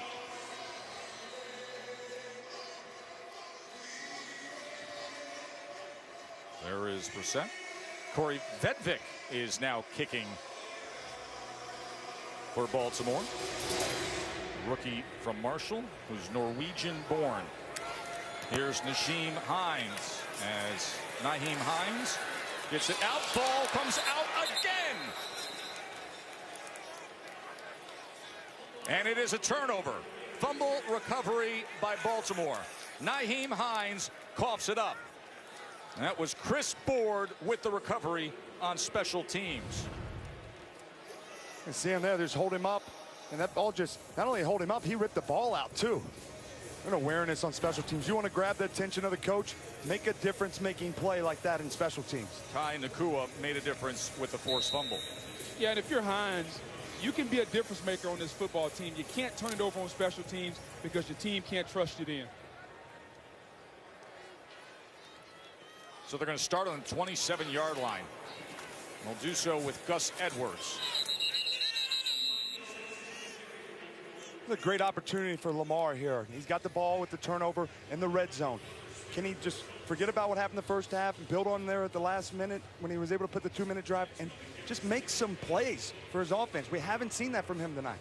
You know, we saw a zone read play there, Whit. I'm really interested to see, is Marty Morningwig going to call the college plays, or is he going to call the pro plays and get his guy comfortable in the pocket?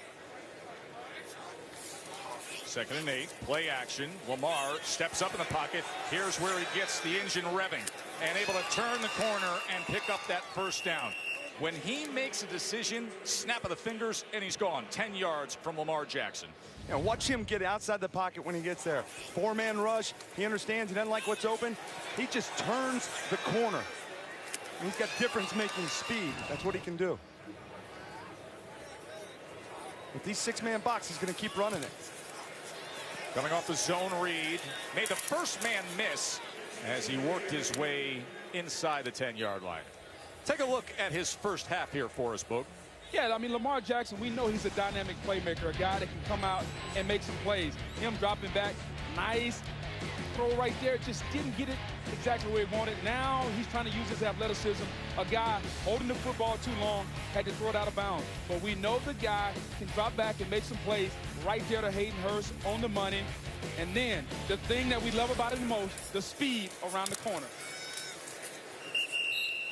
It's good to see them mixing in the zone read, though, because if he's going to be in at quarterback, you have to add this part to the game. Joe Flacco, not so much. But with Lamar, you're going to have to add that part to his game. But that 3rd down throw, that wasn't very good. You know, he's got to be better in those areas. But do you feel they're doing him a disservice by running so much zone read? He's got to learn to play from the pocket, though, Whit. Play to his strengths, man. Play to his strengths. Let's see what we get here on 3rd and 2.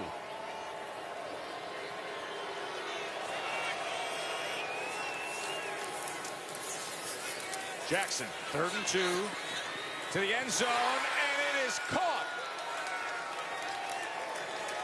That was Chris Moore with the 7-yard touchdown from Lamar Jackson. That's a called play action to get him outside. They run a high-low read. They got one guy deep in the red zone. They got another one in the flat. You see it. He's just reading it. Low to high, really not there. Then boom, he squeezes it in there. Those are the throws that this kid's got to make. That's tough to do. Right there on a dime. That's tight coverage. Accurate throw. Chris Moore's got speed. He's been solid on special teams, and he is likely going to be the number 4 receiver for these Ravens. His 3rd year out of Cincinnati. And remember, they got the great field position because Nyheim Hines fumbled on the return. He had 7 fumbles over the last 2 years playing at NC State. That was 2nd most in the ACC. All smiles from RG3 supporting his fellow quarterback, Lamar Jackson, with the touchdown pass. Ravens take a touchdown lead thanks to Lamar Jackson. Touchdown pass to Chris Moore. Yeah, a really good read by Lamar Jackson. It's going to be a call play action. He's going to have his running back in the flat. He's going to have his tight end coming across and then on the corner route, and then he's going to have Chris Moore coming across on the drag route. He's going to read it 1, 2, and then get to his 3rd read on the run, and a really accurate throw. That's hard to do. A lot of options for Lamar Jackson, but to go through his 1st read, 2nd read, decide not to run and make an accurate throw on the crossing route, that's a lot of decisions he's making in the red zone. Really good job by Lamar getting the touchdown. Got off to a very slow start tonight. Managed things well with the short field there. after the turnover. John Harbaugh has been talking about how they will deal with the development of Lamar Jackson. Maybe some unique packages that we see in the regular season. You know, Joe, I thought it was interesting. He said Lamar Jackson is a playmaker, but he's not ready to play the quarterback position yet. So I think they're going to use him that way. Here's Hines, who coughed it up moments ago. And look at him get 2 hands around that ball. Fumbled it moments ago and had 2 muff punts last week against Seattle as well. A 29-yard return here. Let's go down to the field to Lisa. Yeah, guys, well, I talked to Frank Reich coming out of the locker room, asked him what he thought about Andrew Luck's performance tonight. He said, well, you can't turn the ball over in the red zone. I thought we could have protected better for him. He said, obviously, not the performance that we were hoping to see from him tonight. But he said, I think we can pull some positives out of it and just try to build on that. Guys? Thank you, Lisa.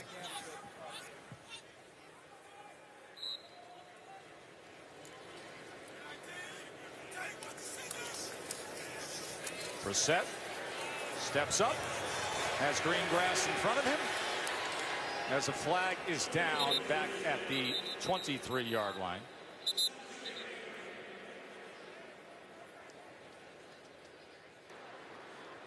Holding. Offense, number 72. 10-yard penalty. Still first down. That's the rookie Braden Smith out of Auburn, who they're very high on. Boog. Was so excited to see Andrew Luck come out here tonight, see how hyped up he would be and what he would do. Came out a little early, trying to force things there. Probably should have thrown that one away. Here's a guy climbing the pocket, though, showing the athleticism, delivering a nice strike there at the door. And for me, this is what he's got to do. Get the ball out of his hands quick. This is the Frank Reich offense. He looked good tonight in spurts. First and 20 to go with the screen to Wilkins. That never had a chance. A flag is down, but it was blown up by Stanley Jean-Baptiste.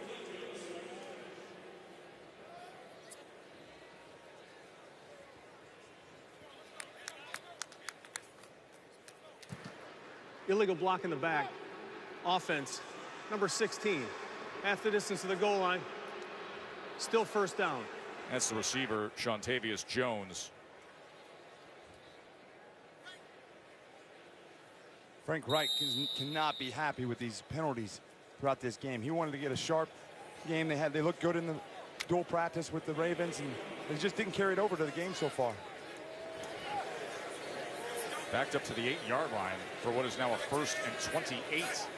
They're going in reverse. 8th penalty for the Colts as they check down underneath to Ross Travis, who played college basketball at Penn State at 6'6", 248 pounds. And Ross has just got to get north and south after that catch. You're behind the chains. You're trying to make up some of that yardage back. You know, you're not always going to just be able to go east and west and make the guy miss. I mean, sometimes you just got to take what the defense gives you and get north and south, maximize that yardage. You know, Ross is the guy they like. He was in Kansas City behind Travis Kelce. They're going to try to expect big things from this young guy. They really like him. They like their tight end room here in Indy. Yeah, of course, Jack Doyle, and then they pick up Eric Ebron. 2nd and 23. As he checks with Wilkins, makes the first man go away and then able to get to the 19-yard line. The 3rd and very long, still with Tim Williams with the tackle. Of course, Frank Reich had great success with tight ends in Philadelphia last year. Yeah, he loved those tight ends. I mean, Zach Ertz had a career year. See his catches. Trey Burton, he's now in Chicago. He's famous for that throwing the ball in the Philly special that they did. But they use these guys a lot of different ways, in the RPOs, play actions, and he's hoping to bring that to this offense for Andrew Luck. 2 talented guys in Ebron and Doyle. Baltimore showing a little pressure. 3rd and 16. Play clock down to 1 second. And hit double zeros there. Delay a game. Offense, number 7. 5-yard penalty. Remains 3rd down. It's kind of the game inside the game there. You got the Baltimore defense walking up, and you got Brissett trying to check a little bit. I enjoy that little cat and mouse game back and forth. But you know what happened there? Baltimore brings 7 defenders up front. He's only got 6 protectors. So he calls his tight end down and says, hey, you got to come down and protect on the edge. When they used to ask me to do that, it's like, oh, man, you're telling them what's happening. I don't want to block that defensive end in pass rush. Third penalty of this drive, 3rd and 21. As Wilkins just tries to get a little bit back. You know, you saw him put up the schedule, the early schedule for Indianapolis. You mentioned Philly special, right? Well, Frank Reich is going to be heading back to Philly, week 3. Colts are at the world champions. Wonder if there's going to be an Indy special that he brings out in South Philly at the link there, Boog. Definitely wouldn't put it past him. He said he might. Here's Sanchez's punt as it bounced into the arms of Grant, who does a great job to make the first 2 misses, and the ball comes out again, and it goes right into the hands of the punter, Rigo Sanchez. Matthew Adams forced the fumble. Had a lot of that tonight, haven't we?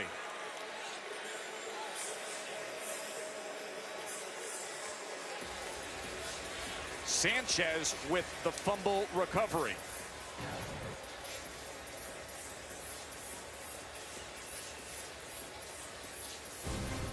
So the Colts offense will be back out there at midfield when we come back to Monday Night Football. To the tight ends for Frank Reich, but he also, of course, loves utilizing the run game.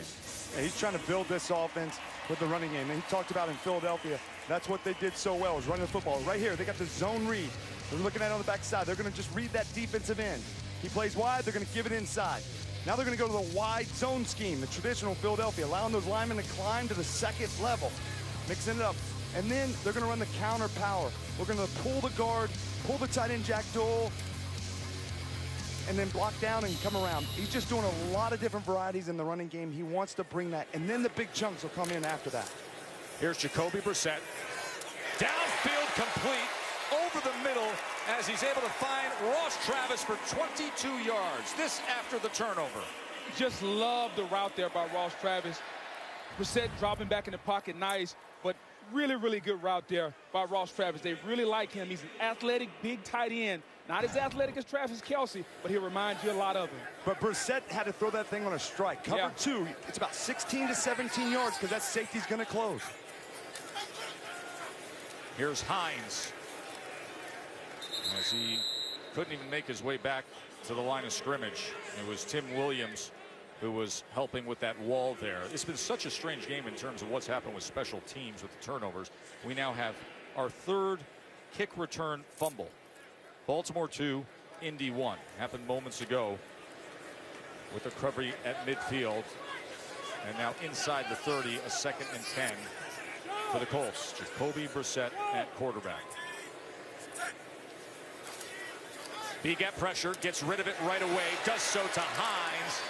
And Hines met at the 20-yard line by Jean-Baptiste. 9 yards there. That's what Brissett does, though. He saw his cover 2 on the big strike to his tight end. He's a veteran player. He knows that he has to drill that in there. Comes back with the safety blitz inside, recognizes that he's unblocked, but he has time to throw it into the flat to his back. Nyheim Hines straight ahead, 1st down Colts. You know, Whit, you talked about Indy's ability to run the football. That's going to be imperative. You can't just drop back and throw it 50 times with Andrew Luck. We saw how that ended a few years ago. He's going to get hurt. You have to support your offense and take care of your quarterback with the run game. 3rd down, that zone read, though, you're just in a win-win on offense. If they close, quarterback keeps it. If he comes upfield, you just give the dive.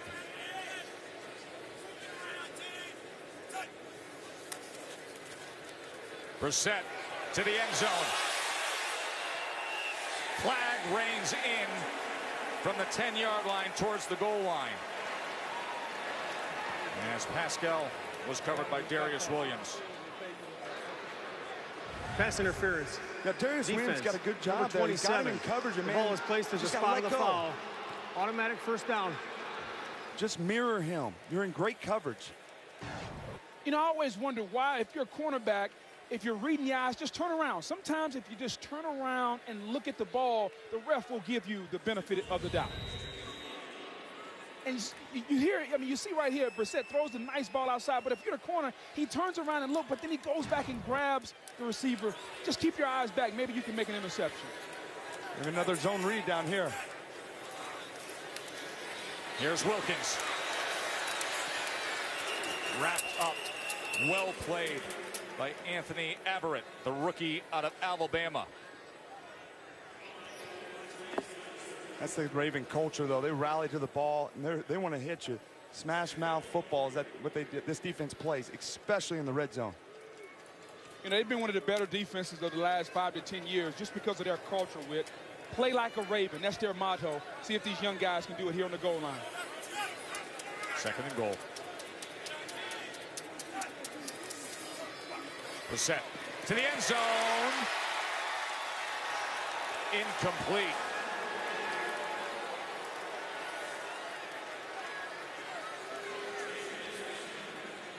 Ravens brought a nice little pressure there. They're not going to set and allow Jacoby Brissett to sit back in the pocket. Coming inside right there on his left. He's got to throw it. He tried to squeeze it in there.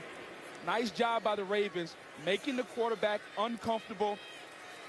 If you're the receiver, you got to catch that one. Yeah, Reese Fountain. Yeah, Reese Fountain, the 5th round pick this year. He's got to understand in the red zone, the field gets tight. Man-to-man coverage. You got to come back downhill in that area. Boy, Anthony Averett was wrestling for it, hoping to get an interception as well. Maybe throw this fade up top down here. That was beyond Ross Travis. He was trying to find a 6'6" tight end. Averett had coverage on him. And a young tight end, they all want to go out wide and let's take that matchup. You know, they're big, they're tall, they're athletic. But you got to practice that area. It's easier said than done. You got to go make those plays. With that height, you got to play to your length. Get separation and body him up. That's what Jimmy Graham does so well. He uses his body. It is 4th and goal. This area, the running back is a mismatch because he's on linebacker in the passing game. 4th and goal. Brissett, pressure, turns out of it. To the end zone. Incomplete. He was looking for Fountain again. Be a turnover on downs. Well, they're trying to tie the game. Came up empty. And the White River, as we are downtown Lucas Oil Stadium. The Colts trail by a touchdown. They just had a 1st and goal at the 2. A lot of number 12s out there tonight as they came to see Andrew Luck. We will hear from him in a moment. Lamar Jackson from the end zone as he gets it to Jordan Lasley, and Lisa is with Andrew. Lisa. Andrew, how do you think you played tonight? Not very well, but it was fun. It was a good chance to be out in front of the home crowd. We've certainly got a lot of things to work on as a team, and that's the beauty of it. I know personally I feel like I've got a lot of things to work on. And at the same time, we did some good things, and if we continue to improve every day as a team and as individual players, we'll be all right. What didn't you like about the way you played? Yeah, turnover in the red zone, comes to mind always. Would have liked to put a few more drives out there, sustained drives, and finishing in the red zone. You've said that you feel like you have a new lease on your football life. What do you mean by that? Yeah, no, I think to a certain degree, I appreciate this game way more. I've always loved playing football, and when you can't, for whatever reason, I know a number of players go through this, and you get a second chance, per se. I certainly appreciate it more. I love being around the guys. I love going out there playing football. I'm really enjoying it. You've said that you feel like you're getting better every day, and that feels awesome. At what point will you know I'm back? Will you ever know? I don't know. It's a process that'll go on forever, but I'm enjoying that process. I really am. And there's things today that I did better. There's things today that I've got to work on, and we as a team did some good things, and hopefully we'll continue to do some more good things. So keep working. You still think that you have your best football ahead of you? Yes. How come? I got to believe that, and I feel it in my heart, and I do think, at the end of the day, And what I've gone through over the past couple of years, I think will actually help my career. You've got a new head coach in Frank Reich. Just in the few months that you've been together, you know, what is he bringing to the table? What do you like about him?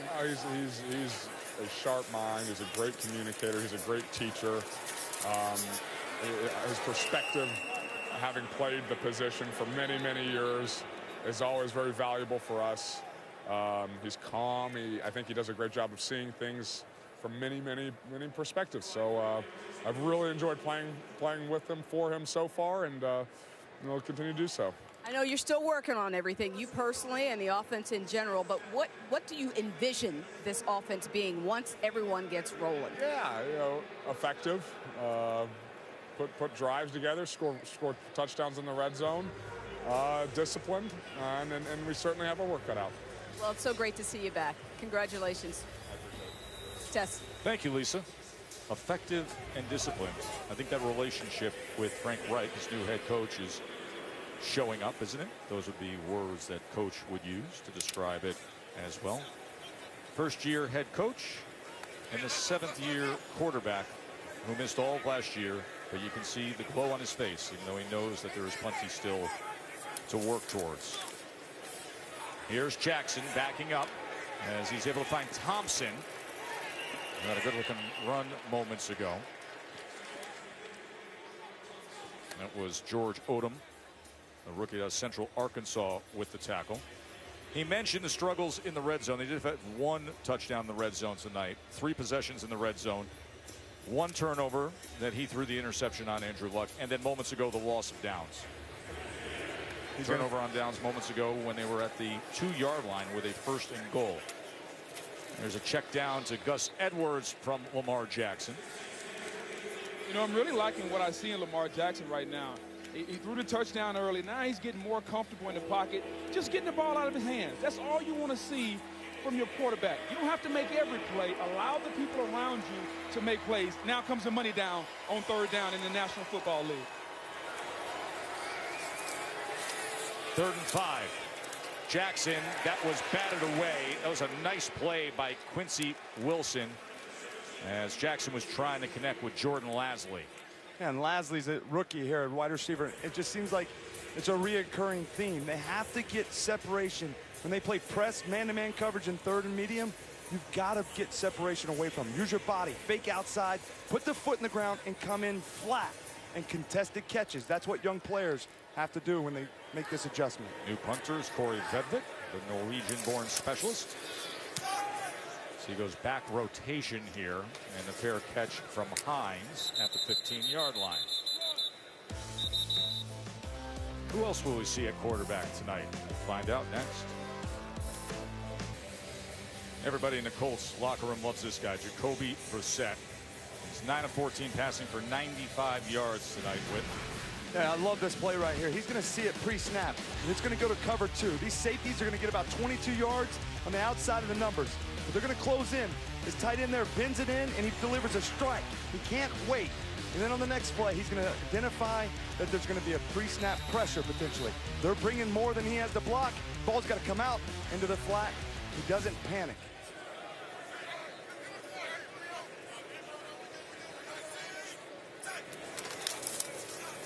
Jordan Wilkins warmly comes up with the tackle. You know why I like Jacoby Brissett? He's tough. He's physical. You know, he listens to one of his advisors, Bill Parcells. And we know Bill Parcells, the big tuna. He likes tough quarterbacks. Phil Simms, Hostetler. I think he sees a little something in Jacoby Brissett like he saw in those guys. Witt's going to start shaking if you remind him of Bill Parcells during the preseason of his rookie year.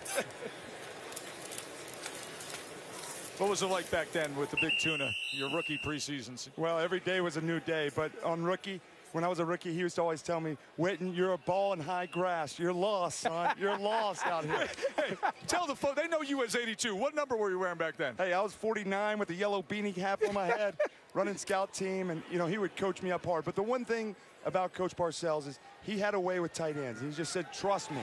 Just keep working. I believe in you. He showed me the way those first 4 years. Yeah, he believed in you, and you went on to what will be a Hall of Fame career. Right now, he's hoping to believe what the exact will be at Saratoga this weekend as he's enjoying summer in the spa. No question about it. 3rd and 4, Brissett. Oh, nice effort on that ball from Shontavious Jones.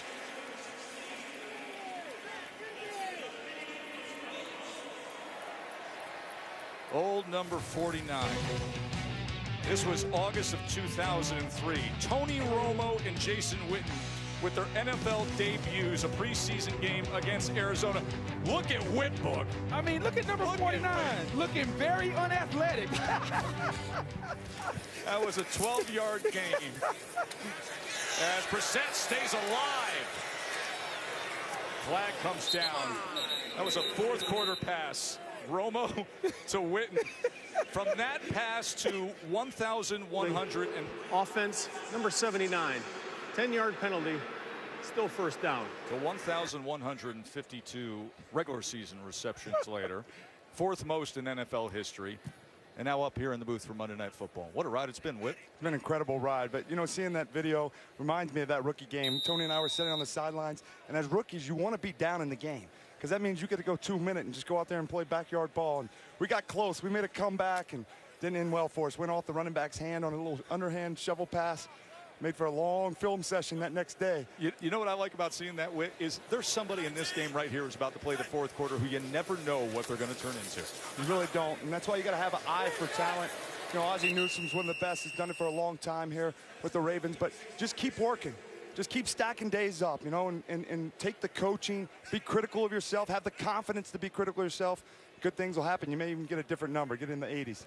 Hey, listen, Tess, here's the thing that video reminded me of. 82's come a long way. Yeah, that's right. He has come a long, long way. From number 49 and scout team to a Hall of Fame career in the booth of Monday Night Football. Eric Swope with a nice reception there. End of 3 here in Indy. Ravens by a touchdown still. And he's all smiles all week because he's back in Indy, where he thinks about that Super Bowl glory. You remember when Boog was in Super Bowl 41 with the Colts against the Bears? That big number 92, and he put on the spin move whip. Look at him go, man. Do they count that as a sack? Hey, look, that looks like that Strahan sack that gave him on Favre to get that record, man. That doesn't count. No reason to give the Tiger Woods fist pump.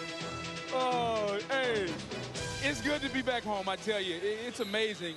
The 2 years I spent here, I just loved it. The people in the Midwest were so great to me. And that Super Bowl we won, I'll never, ever forget the relationships that were formed. Start of the 4th quarter, 2nd and 11 for Brissett. And he is going to be wrapped up by Tim Williams.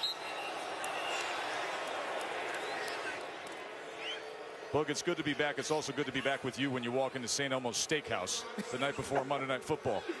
Hey, there's nothing wrong with that, Tess. I mean, St. Elmo's is a staple here in Indianapolis, and it was good to be in there, get a nice little grilled lobster, you know, kind of low on the carbs these days. So it was good to get a good meal, good seafood. Never bashful when it comes to ordering the high-priced end of the menu is Mr. McFarland. 2 Super Bowl rings in the bag and a welcome back to Indy. Let's see what Brissett and the guys come up with here on 3rd and 17.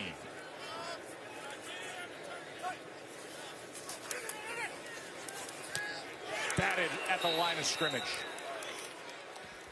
That was Bronson Kaufusi getting up at 6'6", his 3rd season out of BYU, to knock that away. You know, Tess, there's an example of this Raven defense. Wink is going to be a little bit more aggressive here. Normally on a 3rd and 17, you would see defenses drop back and play zone coverage. Wink is going to make sure he gets pressure on the opposing offense and get the ball out quick.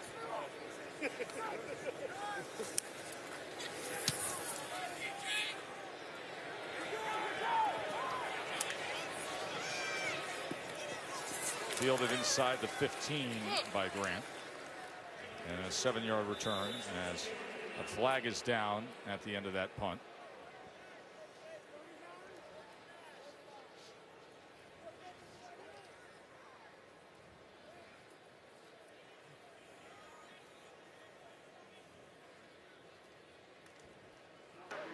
During the return, illegal block in the back.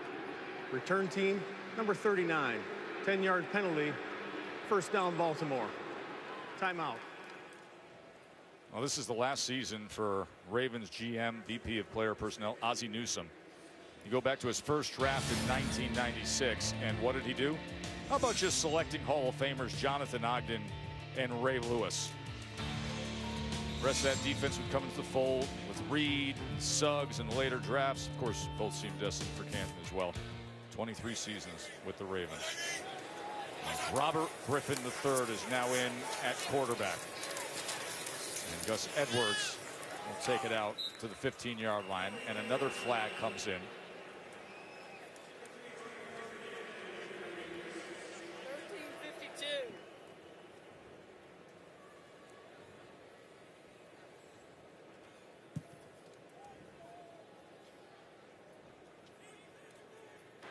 Personal foul.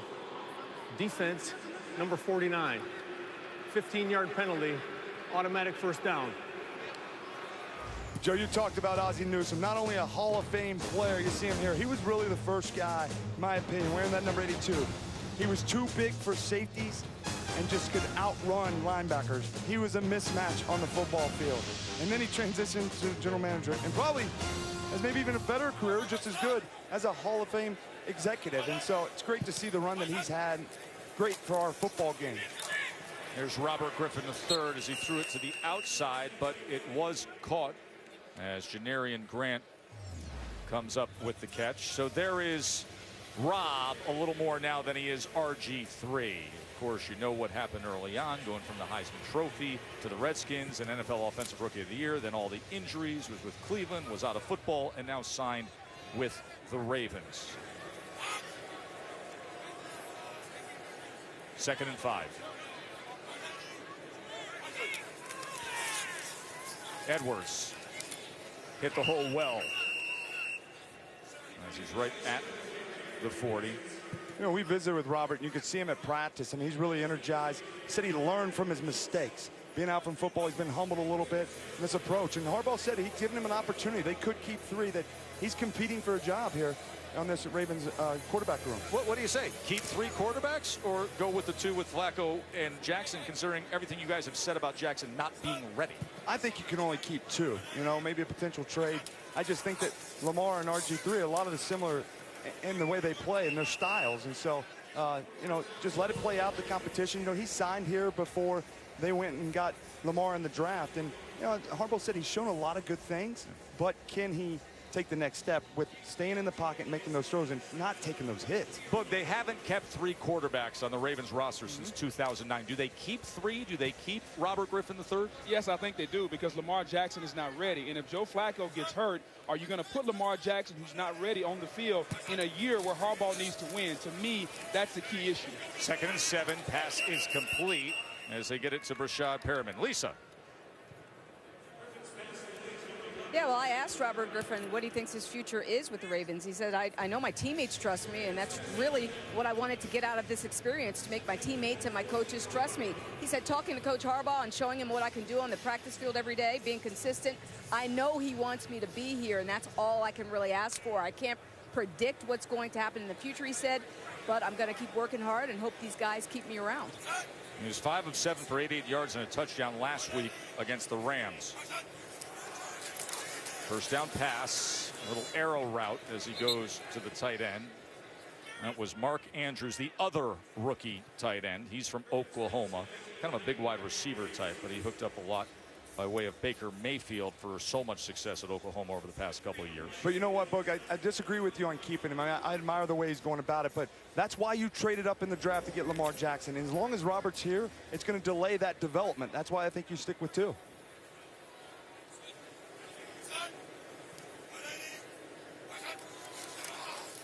Gus Edwards on 2nd and 7. What an incredible block by Orlando Brown, climbing up that 2nd level and just cutting that guy. I mean, he's a rookie coming in here to play, and he's a nasty guy coming off of Oklahoma. Keep your eye on him here. He's just going to climb up to the 2nd level and get a nice cut block in this running game. Just showing some athleticism there, Whitten. That was one of the things that scouts wanted to see at the combine. Can that athleticism transfer to the next level? Keep it on the ground with Gus Edwards. You mentioned the good block by Orlando Brown, the rookie out of Oklahoma. You know, coaches feel he is a sponge. He's also a legacy guy, of course. Orlando Brown Jr. His dad was Zeus, The great offensive lineman for the Ravens, Orlando Brown Sr., 6'8", 345 pounds is Orlando Brown Jr. He came in at 338 and 23% body fat. He's worked his way to 350, but dropped the body fat to 19%. They are very happy about his progress and development. Here's Robert Griffin III. 2nd and 9 as Andrews just quickly gets out.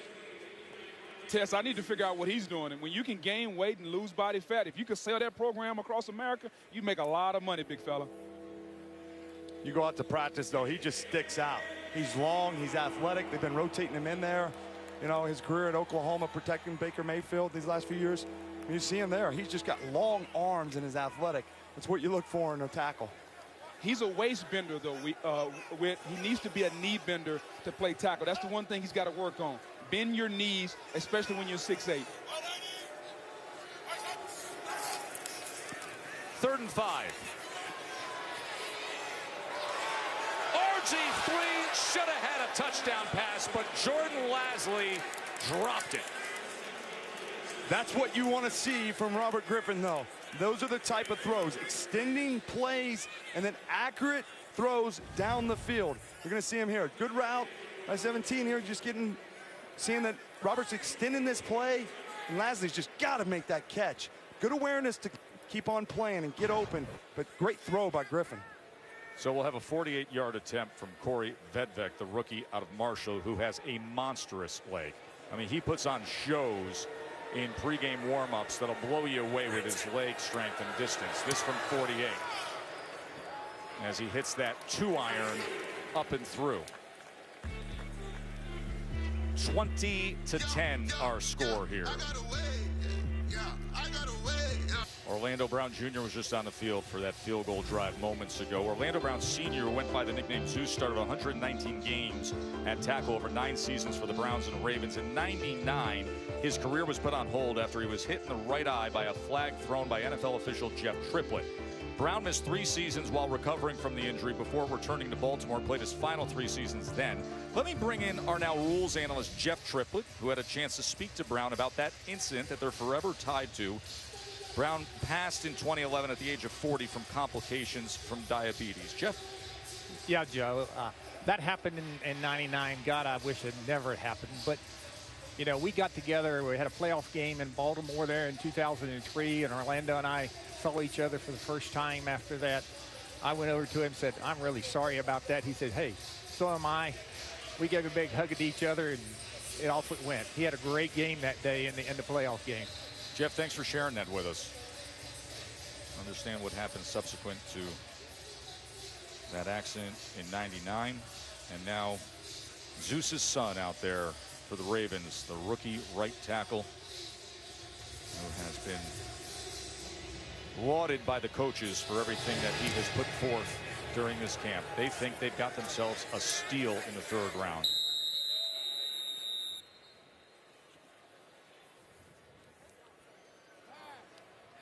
Jacoby Brissett, 11 of 17 passing for 119 yards tonight for the Colts.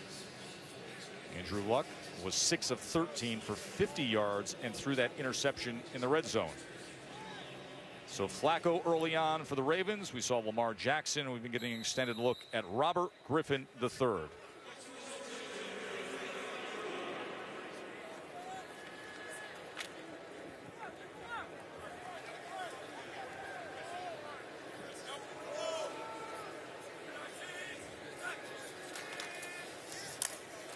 First down pass by Brissett as he drives it into the hands of Pascal. It is caught, fumbled, and on the return here is Deshaun Elliott. So the rookie from Texas, quick to jump on it and speedy down the sidelines. And the Colts have 3 turnovers tonight. I don't know if he ever had control of the ball, Joe. I think you may be right, Whit. Doesn't look like that. You see him, he runs a good route. He's got to catch it. He waits for it in his chest, and I don't think he ever really controls it. I think it may have been an incomplete pass. Pascal maybe didn't secure that ball when you get a look on it on the replay there. You know, but all young players, that's a great lesson for you. You know, don't wait on the football. We kind of want to wait and catch it off our chest. Got to go out and extend with your hands. That way, you're getting it quickly, and you can tuck it away. The previous play is under further review. Pascal was a record setter at Old Dominion. They're going to take a peek at this, and we'll see if it stands as a fumble and return.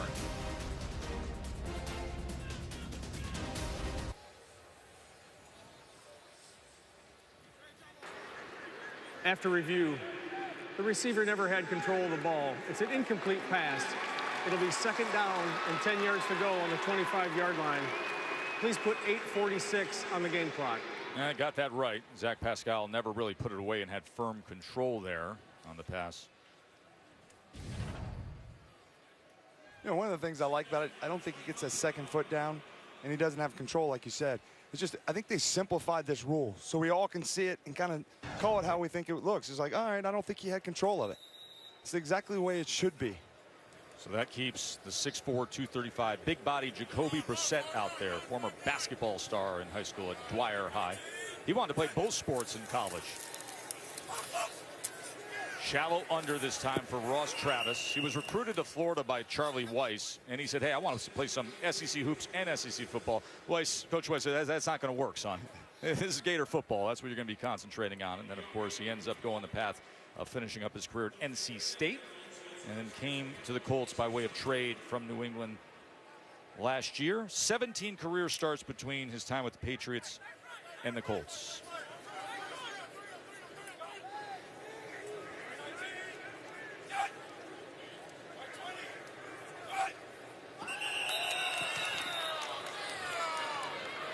False start. Offense, number 65. 5-yard penalty. It remains 3rd down. Tyreek Burwell with the movement. 13 penalties for the Colts tonight. That's one of the things, though, that Baltimore defenses force you to do. You have to go on hard count numerous times because you're just trying to get them to show. They got everybody walked up. It's 3rd and long. He's got like 8 guys up in the line of scrimmage. You don't know who's blitzing. So you try to go on hard count just so that if they show, maybe they flinch, they drop back. See, these veteran quarterbacks are so good at that. 3rd and 14 now. They bring pressure off the edge. Good job picking it up. Good job by Brissett getting out of the pocket as he drives the ball to Steve Ishmael, the rookie from Syracuse. You know, that's the thing I love about Jacoby Brissett. Really accurate with the football. He's calm. They brought pressure off his blind side. He just drifted to the right, made a nice, accurate throw there. Calm in the pocket. That's what you want from a veteran QB. 4th and 1. Hines. And that'll move the chains. That's what preseason football looks like. Well, 4th and 1. I'm just going to keep this thing going there. Frank Reich wants to get some extended work from this group. Under 7.5 minutes to play, trailing by 10.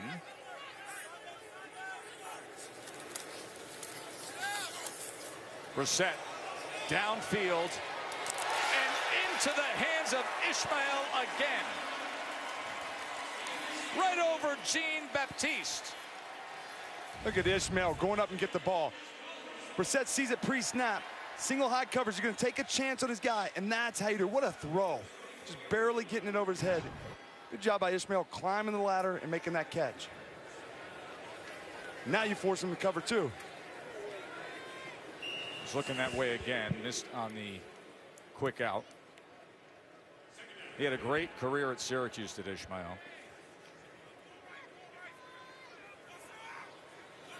Brissett's really comfortable in this up-tempo offense, though. Taking command at the line of scrimmage. Hines can't get free as he was wrapped up near the line of scrimmage. That was Sealer, a rookie from Ferris State, who was their 7th round pick. Ozzie Newsome's final draft pick of his great GM career, as he will be moving on from that role, and he's got a legit shot to make the team as a 7th rounder. 3rd down and 9. Tim Williams chasing. Brissett tried to go back to the 10-yard line to Ross Travis. Williams was coming down after him. Yeah, this Wink Martindale defense is not going to allow you to drive the football down the field. Tim Williams, a little edge rush pressure there. He's going to be backing up Suggs. They have several guys in Baltimore that can win one-on-one battles. Williams is another one. Martindale's incredible, coming with the pressures, and he didn't care what the down and distance is. Late in the fourth quarter, baby. Dialing him up. 43-yard field goal attempt from Michael Badgley, the rookie from Miami, who set the Miami scoring record for the Canes. And a great rotation and lift there for Badgley.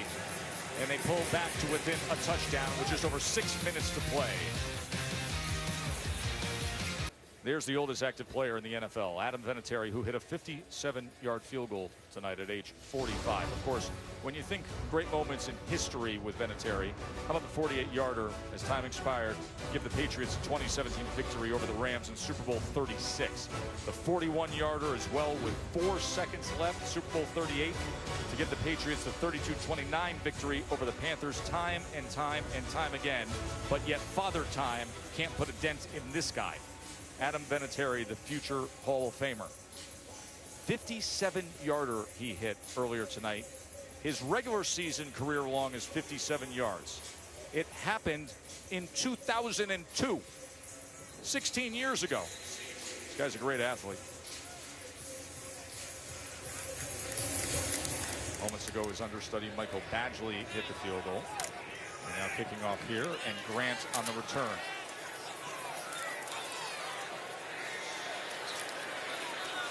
As he reverses course and is run down at the 25. Take it away, Lisa. Well, Tess, as you were showing those highlights of Adam, he was saying, it's hard for me to look away. You said it never gets old. How come you love seeing him? Yeah, you know, it's always nice watching the ball go through the middle of the uprights, and those are pretty good memories, you know, Super Bowls and stuff like that. So whenever it's on, I tend to sit there and watch it again and reminisce a little bit. Adam, 45 years old, 23-year career. You hit a 57-yarder tonight. What's your secret? You know, I don't know. I enjoy being out here so much, working with all the young guys. It keeps me young, keeps me going, and there's just nothing like being out on the football field. So as long as I can keep doing it, I'm going to keep going. 58 points away from most points in NFL history by a single person. 7 field goals away from most made. What would it mean to you to get those 2 records? Well, I just have a huge admiration for those guys, Morton Anderson in particularly, that record. But there's so many great kickers that are on that list. And just to be even in the same sentence with a guy that I grew up idolizing and actually got an opportunity to play against one of my heroes, you know. So for me, just to be in that same sentence, it's kind of cool to think that I got to play as long as I have and been with so many great athletes and teammates and great teams. It's just, I can't believe when you say 23 years, it doesn't feel like that. How many more you got? Taking them one at a time, we'll see. I'd love to play for a few more years, to be honest with you. I feel pretty healthy right now, and if I can help my team win games, I'll be there for a while. Thank you, Adam. We hope you stay around. Thank you. Tess. And get ready for the next Vinatieri, because his son AJ is playing high school ball in the area, and he's got some talent as well. That was the Beer Posey with the catch. I just love how late in the fourth quarter this young Colts defense is flying around and still hustling, getting to the ball, guys. You know, Coach Eberflus talked about that they create a standard and that they're going to put everybody on blast, including the coaches. We're all taking responsibility to it. It doesn't matter if you're all pro or just a rookie free agent. When they get in that film room, everybody's going to be evaluated and held to that standard. Here's Robert Griffin III from his own end zone. Incomplete. Threw it to the inside shoulder of Jaleel Scott, the rookie from New Mexico State.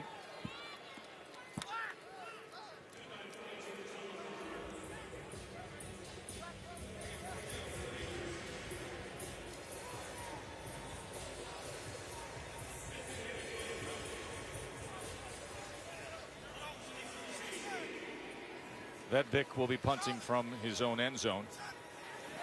This Ravens team has missed the playoffs each of the last 3 seasons. As Hines struggled again, but then secured it. Boy, a couple muff punts last week. So Ravens missed the playoffs each of the last 3 seasons. And of course, when you size up the division, it's always all about the Steelers in recent years. Yeah, it's got to start there. And it's these playmakers. Whether you see Big Ben going to Antonio Brown. This guy's a competitor. Not only is he one of the best receivers, if not the best wide receiver, works at it every day. And then his wingman there, Le'Veon Bell, patient running back.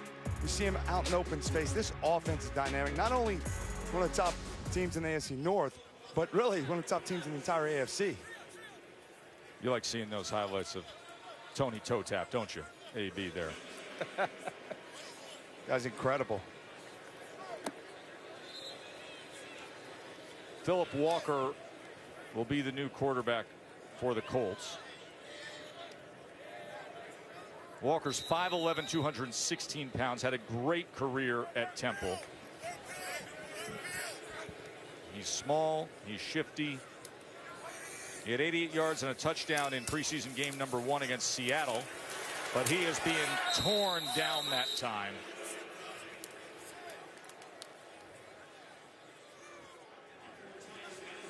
You know, my concern about the Pittsburgh Steelers is not their offense. We know it's dynamic. For me, it's their defense, their ability to be able to cover on the back end. We know they're going to be put in some one-on-one situations. They've drafted several defenders, several corners, and especially against Tom Brady, their nemesis. They're going to have to play man-to-man, and it's been an Achilles heel for them over the last few years. 2nd and 18 after the sack by Bowser. Walker.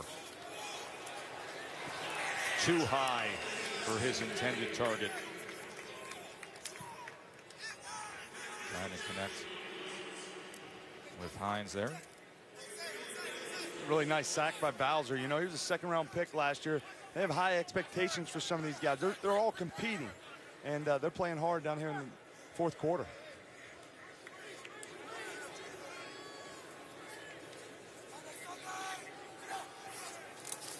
Here's the former Temple star, Walker, to the outside and gets it complete to Pascal. Nice little back shoulder fade there. Wink Martindale still bringing the blitz. It's late in the 4th quarter, 3:20 left. He's still blitzing, but a nice little back shoulder fade there.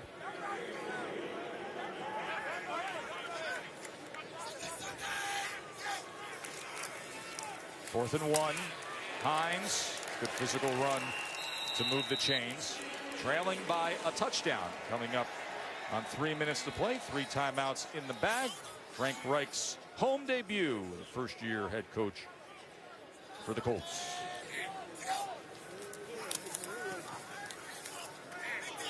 And that's intercepted. As Stanley Jean-Baptiste was just waiting on it. And Philip Walker made the mistake. Just setting the hook right there. His cover 2. He just played it off and then allowed himself to fall back in the coverage. And he called it just baiting. He thinks he can get in behind him, and then he falls back because he has nobody in the flat. He's allowed to do that. And that's, you know, Martindale, he's been a defense coordinator one other time when he was in Denver. And they finished last in defense. He talked about this opportunity. It's a little bit of redemption. And when we met with him, I think he had the same outfit on, Buck, but you could feel the way his confidence, and he knows what this defense expectations is. They finished in the top 10 in almost every category, certainly in turnovers. But he's talking about we're rebuilding it. We're setting a new standard of what we want the Ravens defense, and he's got some great weapons in Suggs, Mosley, and Weddle. Ravens defense tonight, 3 takeaways, 4 sacks.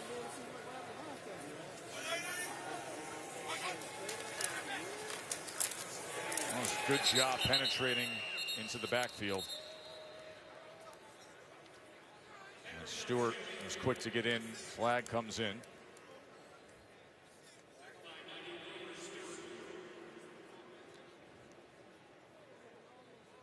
There is no foul on the play. The flag fell out of the official's pocket. 2nd down. Flag fell out of the official's pocket. Yeah, they've been busy all day, but I don't know about that call. But that effort of this defense, these guys just fly around. You're going to see them. When they throw it, they say, you talk about spot dropping and flying to the ball. Look at them. Everybody's getting the ball. The rush. They're talking about they need more sacks. See him 95 here. Just keep on running. I mean, Lamar Jackson's pretty athletic.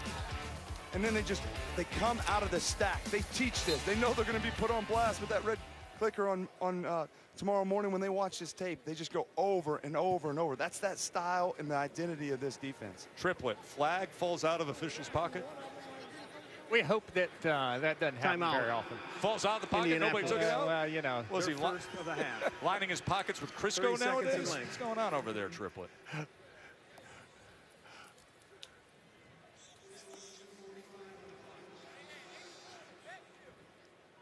Well, you get some memories when you look at this setup with Joe, this defense, huh? Every time I see this defense, I mean, it was just, for me, it was outstanding to play in a defense like this. It's a 4-3 aggressive defense, and you have to have essential parts. You better have a 3 technique like Warren Sapp up front. They can win a one-on-one rush and get to the quarterback. It starts up front, but then you have to go to the weak side linebacker, a guy that can make tackles, get in the backfield, but he can also cover and play underneath. The wheel linebacker is key. But you better have an enforcer, a guy that can come down when you go to 8-man fronts like John Lynch. Tony Dungy always talked about building this defense front, back, middle. They're going to try to do the same thing here in Indianapolis. Man, oh man, was that a ridiculous amount of talent that you were there with, Book. 2nd and 12. Gus Edwards. How far away is this Colts defense? Well, I think it's going to take time. They're trying to draft those guys that they feel like fit those molds. Now, they're not going to be Hall of Famers like some of those guys Bogue mentioned. You know, I played against Derek Brooks when I was a rookie, and we ran like 2 hook routes, a tight end and then the receiver out wide. And I swear he covered both of them. Right. You know, I mean, just, how do you cover the hook and the curl? You know, but Derek Brooks did. That's what he was all about, and that's what they're trying to create. You know, Whit, if you look at the guy here in Indy, Darius Leonard, no, he's not Derek Brooks. But guess what? When he played against Clemson at South Carolina State, it was a guy who could go out there. He made 19 tackles. So he has Derek Brooks' qualities, a guy that's long, rangy, and can go sideline to sideline. Let's keep in mind, he was playing for South Carolina State against Clemson. Exactly. Not South Carolina against Clemson. South Carolina State, and he had 19 tackles against Clemson. That's Janarian Grant as he gets it to the 25-yard line. But, Joe, I was talking to Chris Ballard before the game, and the one question I have for him is, Chris, are you willing to stay committed and build this defense the right way? And here's what I mean. You got to draft and develop. That's what we did down in Tampa. Derek Brooks was drafted. Warren Sapp was drafted. You have to be committed to draft and develop here, and I think they are. At least that's what Chris Ballard said. Yeah, and Chris has experienced that in Chicago. He was with Ron Marinelli, so he saw this defense. You know, in Indy last year, they ran the 3-4. So they were committed to this. That's one of the reasons why they brought Matt Eberflus in there. But, you know, you mentioned the South Carolina State. Don't forget about the old boy from South Carolina, Sky Moore. He's got an opportunity to compete for this middle linebacker spot, Boog, as a college free agent. The playmaker. Oh, he was a dynamic defensive player in the SEC. He led the team in tackles for 4 years. Oh, he blocked it. Oh, that is blocked. And scooped at the 10. That was Basham with a heck of a play right there.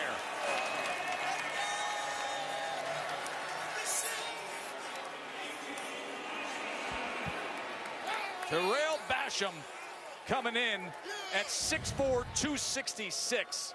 The former MAC Defensive Player of the Year showing up on specials. He got double teamed. You see the up-back guy tries to block him there too. He takes on 2. Talk about effort. It's not just in defense, it's contagious. That's what Chris Ballard loves, his style. It's contagious throughout your entire football team. And Chris, you know, not only with Chris, but Frank Wright said, we want to fight and compete, and we want to be tough. He doesn't care that he got double teamed.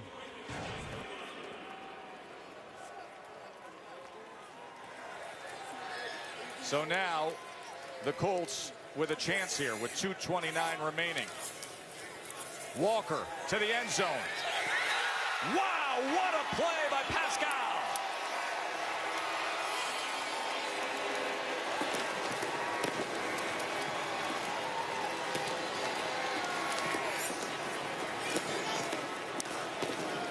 We talked about it earlier with Pascal. He didn't win at the line of scrimmage. He lost on the previous one. That time, he kept his real estate outside.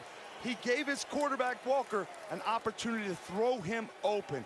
Learn from your mistakes. You get another opportunity, capitalize. Pascal taking advantage of his opportunity. And now going for the lead. The 2-point conversion attempt. Philip Walker with the touchdown pass moments ago to Zach Pascal. Could be a fun finish for Frank Reich in his head coaching debut, preseason action here in Indy. Here's Walker trying to get straight up the middle, and he's taken down short. That was Bronson Kaufusi coming up with the tackle along with Kenny Young, the rookie from UCLA.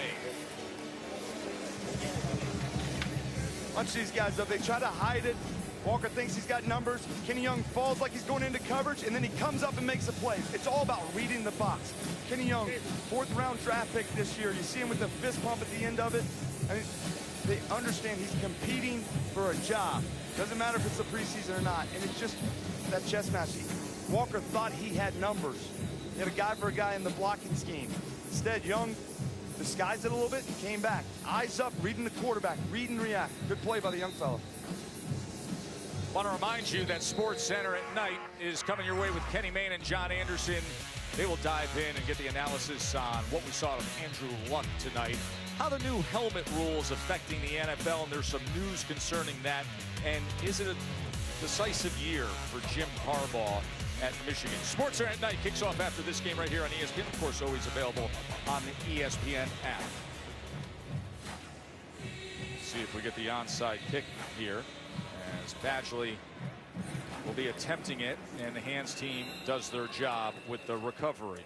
You know, as for the helmet rule, there's an NFL meeting set for Wednesday with the competition committee to examine what exactly they have learned so far in preseason, and perhaps if there's a need for some potential adjustments that they may make. Now, I don't know that there needs to be an adjustment with the rule, but I think there needs to be a period of acclimation where coaches know how to coach it, players know how to execute it, and officials have to get used to how to call it. The rule, in principle, is solid. Let's get rid of the helmet from the sport.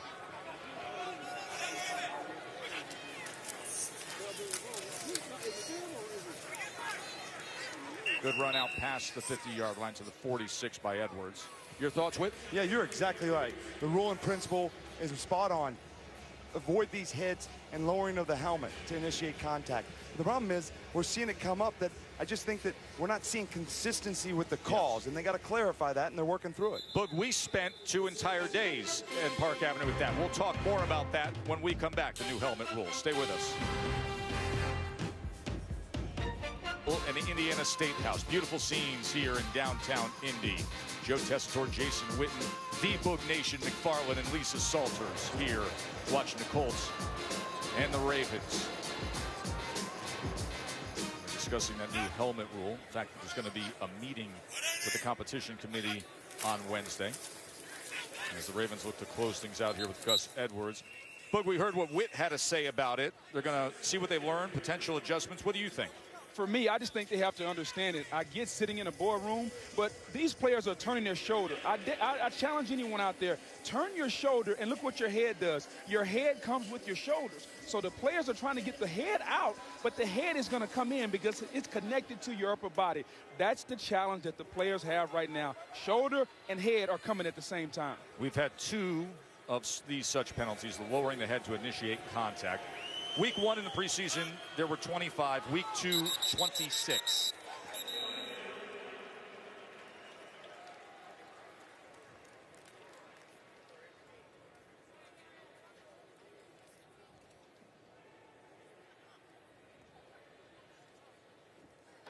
False start. Offense, number 61. 5-yard penalty. Remains 3rd down. Indianapolis has chosen not to have a 10-second runoff. Remember, the Ravens had the Hall of Fame game. So this is preseason game number 3 for them. They beat Chicago 17-16. Lamar Jackson had a touchdown pass in that game to his fellow first-rounder Hayden Hurst. Then they beat the Rams 33-7. Joe Flacco had the 1 series there in a 10-play drive. There's Robert Griffin III utilizing that speed that brought him fame and success so early in his career at Baylor for 7 yards there. And the failed 2-point conversion as the Colts going for the win and came up short with Walker tackled short of the goal line. Whit, what'd you think of Andrew Luck tonight? Well, it was great to see him back out on the football field. He told us earlier, I mean, that wasn't up to his standard. He cannot turn the ball over in the red zone. He's got to knock the rust off, but he's got the right approach. It's good to see him back out there. He's enjoying life right now. He'll continue to prove, and like he said, I'm drinking the Kool-Aid. I think his best football is still ahead of him. You know, I think when it comes to Andrew Luck, they've made an organizational decision to protect the young man. They've drafted well up front, and especially on defense, they're committed to playing a certain way. So I think the Colts team, although they're young, they're going to be pretty good in the future. On the other side of the ball, when you look at Joe Flacco, I think this is a huge year for Joe Flacco. Joe Flacco has to figure out, can he continue being that franchise quarterback and hold off Lamar Jackson? They are reviewing the spot of the ball, seeing if his knee was down prior to where it was marked. Let's look at RG3's knee right there. Yeah, I think he was down for sure, short of it. You know, this is only my second game calling with you, Tess, and we saw Washington last week with the field goal for the winner. Now maybe Indianapolis gets this ball back, potentially. Well, I tell you what, 2-point conversion. I tell you what, I've been hearing about this Test magic a lot. Maybe we're going to see some preseason magic going on. You're going to lose your mind if we get some of these finishes come September 10th with Rams Raiders. You imagine John Gruden with a game coming down to the end after all the years up here where you're standing right now, feeling the pressure and how animated he's going to be on that night against the Rams. That is the top of the marquee on opening weekend. That Rams team that went out and took out all the free agent contracts, grabbed themselves Brandon Cooks as well, and Ndamukong Suh, the 2 Pro Bowl cornerbacks. That roster is primed to win now, Boog, the LA Rams. No doubt about it. And I think one of the biggest questions we have to wait and see is, can John Gruden still get it done? I know one thing, he's Let's listen into the ruling. After review, the quarterback was a half a yard short when he touched the ground. Therefore, it will be 4th and a half a yard at the 42.5-yard line. Please reset the game clock to 1 minute 15 seconds. Because we are bringing the ball back and putting it short, we will run 10 seconds by rule. Clock operator, now please reset the clock to 1:05. The one thing I can't wait to see is to get out there, visit with John Gruden, and just see how he's engulfed and how he's learned over the last 9 years, because I think that's the big question in the AFC. What are the Raiders going to be? Derek Carr and everything around that franchise, just what are they going to be with John Gruden's return? And where will Khalil Mack be by September 10th? This guy, Frank Reich, is going to have his Colts prime the day before to host Cincinnati right here. Baltimore opens up at home against Buffalo, a Buffalo team that may have the rookie Josh Allen at quarterback. A.J. McCarron suffered an injury. Josh Allen was working with the first team at practice now.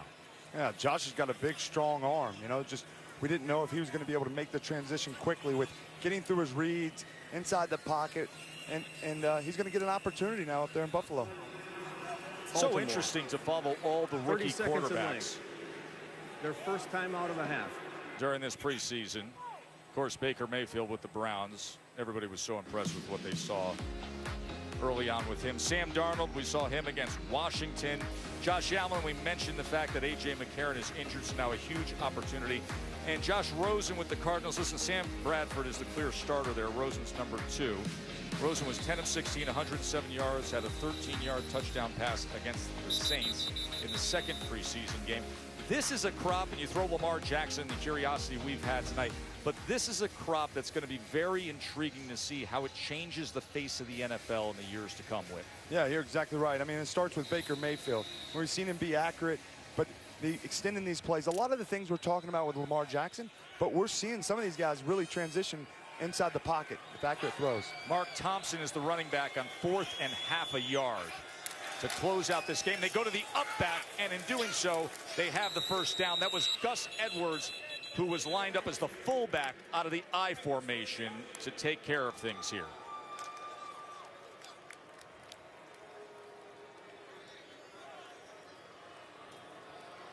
So with that, they're going to come across and shake hands. As Indianapolis, the Colts come up just short with the failed 2-point conversion attempt a couple minutes ago. Flacco had a touchdown pass. Lamar Jackson had a touchdown pass for the Ravens. You don't need it. The Ravens will move their mark to 3-0 in the preseason. 49th season of Monday Night Football will kick off September 10th. Jets, Lions, followed by Rams, Raiders. Gruden's return to the sideline. For Jason Witten, Booger McFarland, and Lisa Salters, I'm Joe Tessitore, telling you to enjoy the rest of your night, especially with John Anderson and Kenny Mayne in SportsCenter, coming up right now. That's Test completing a pass right.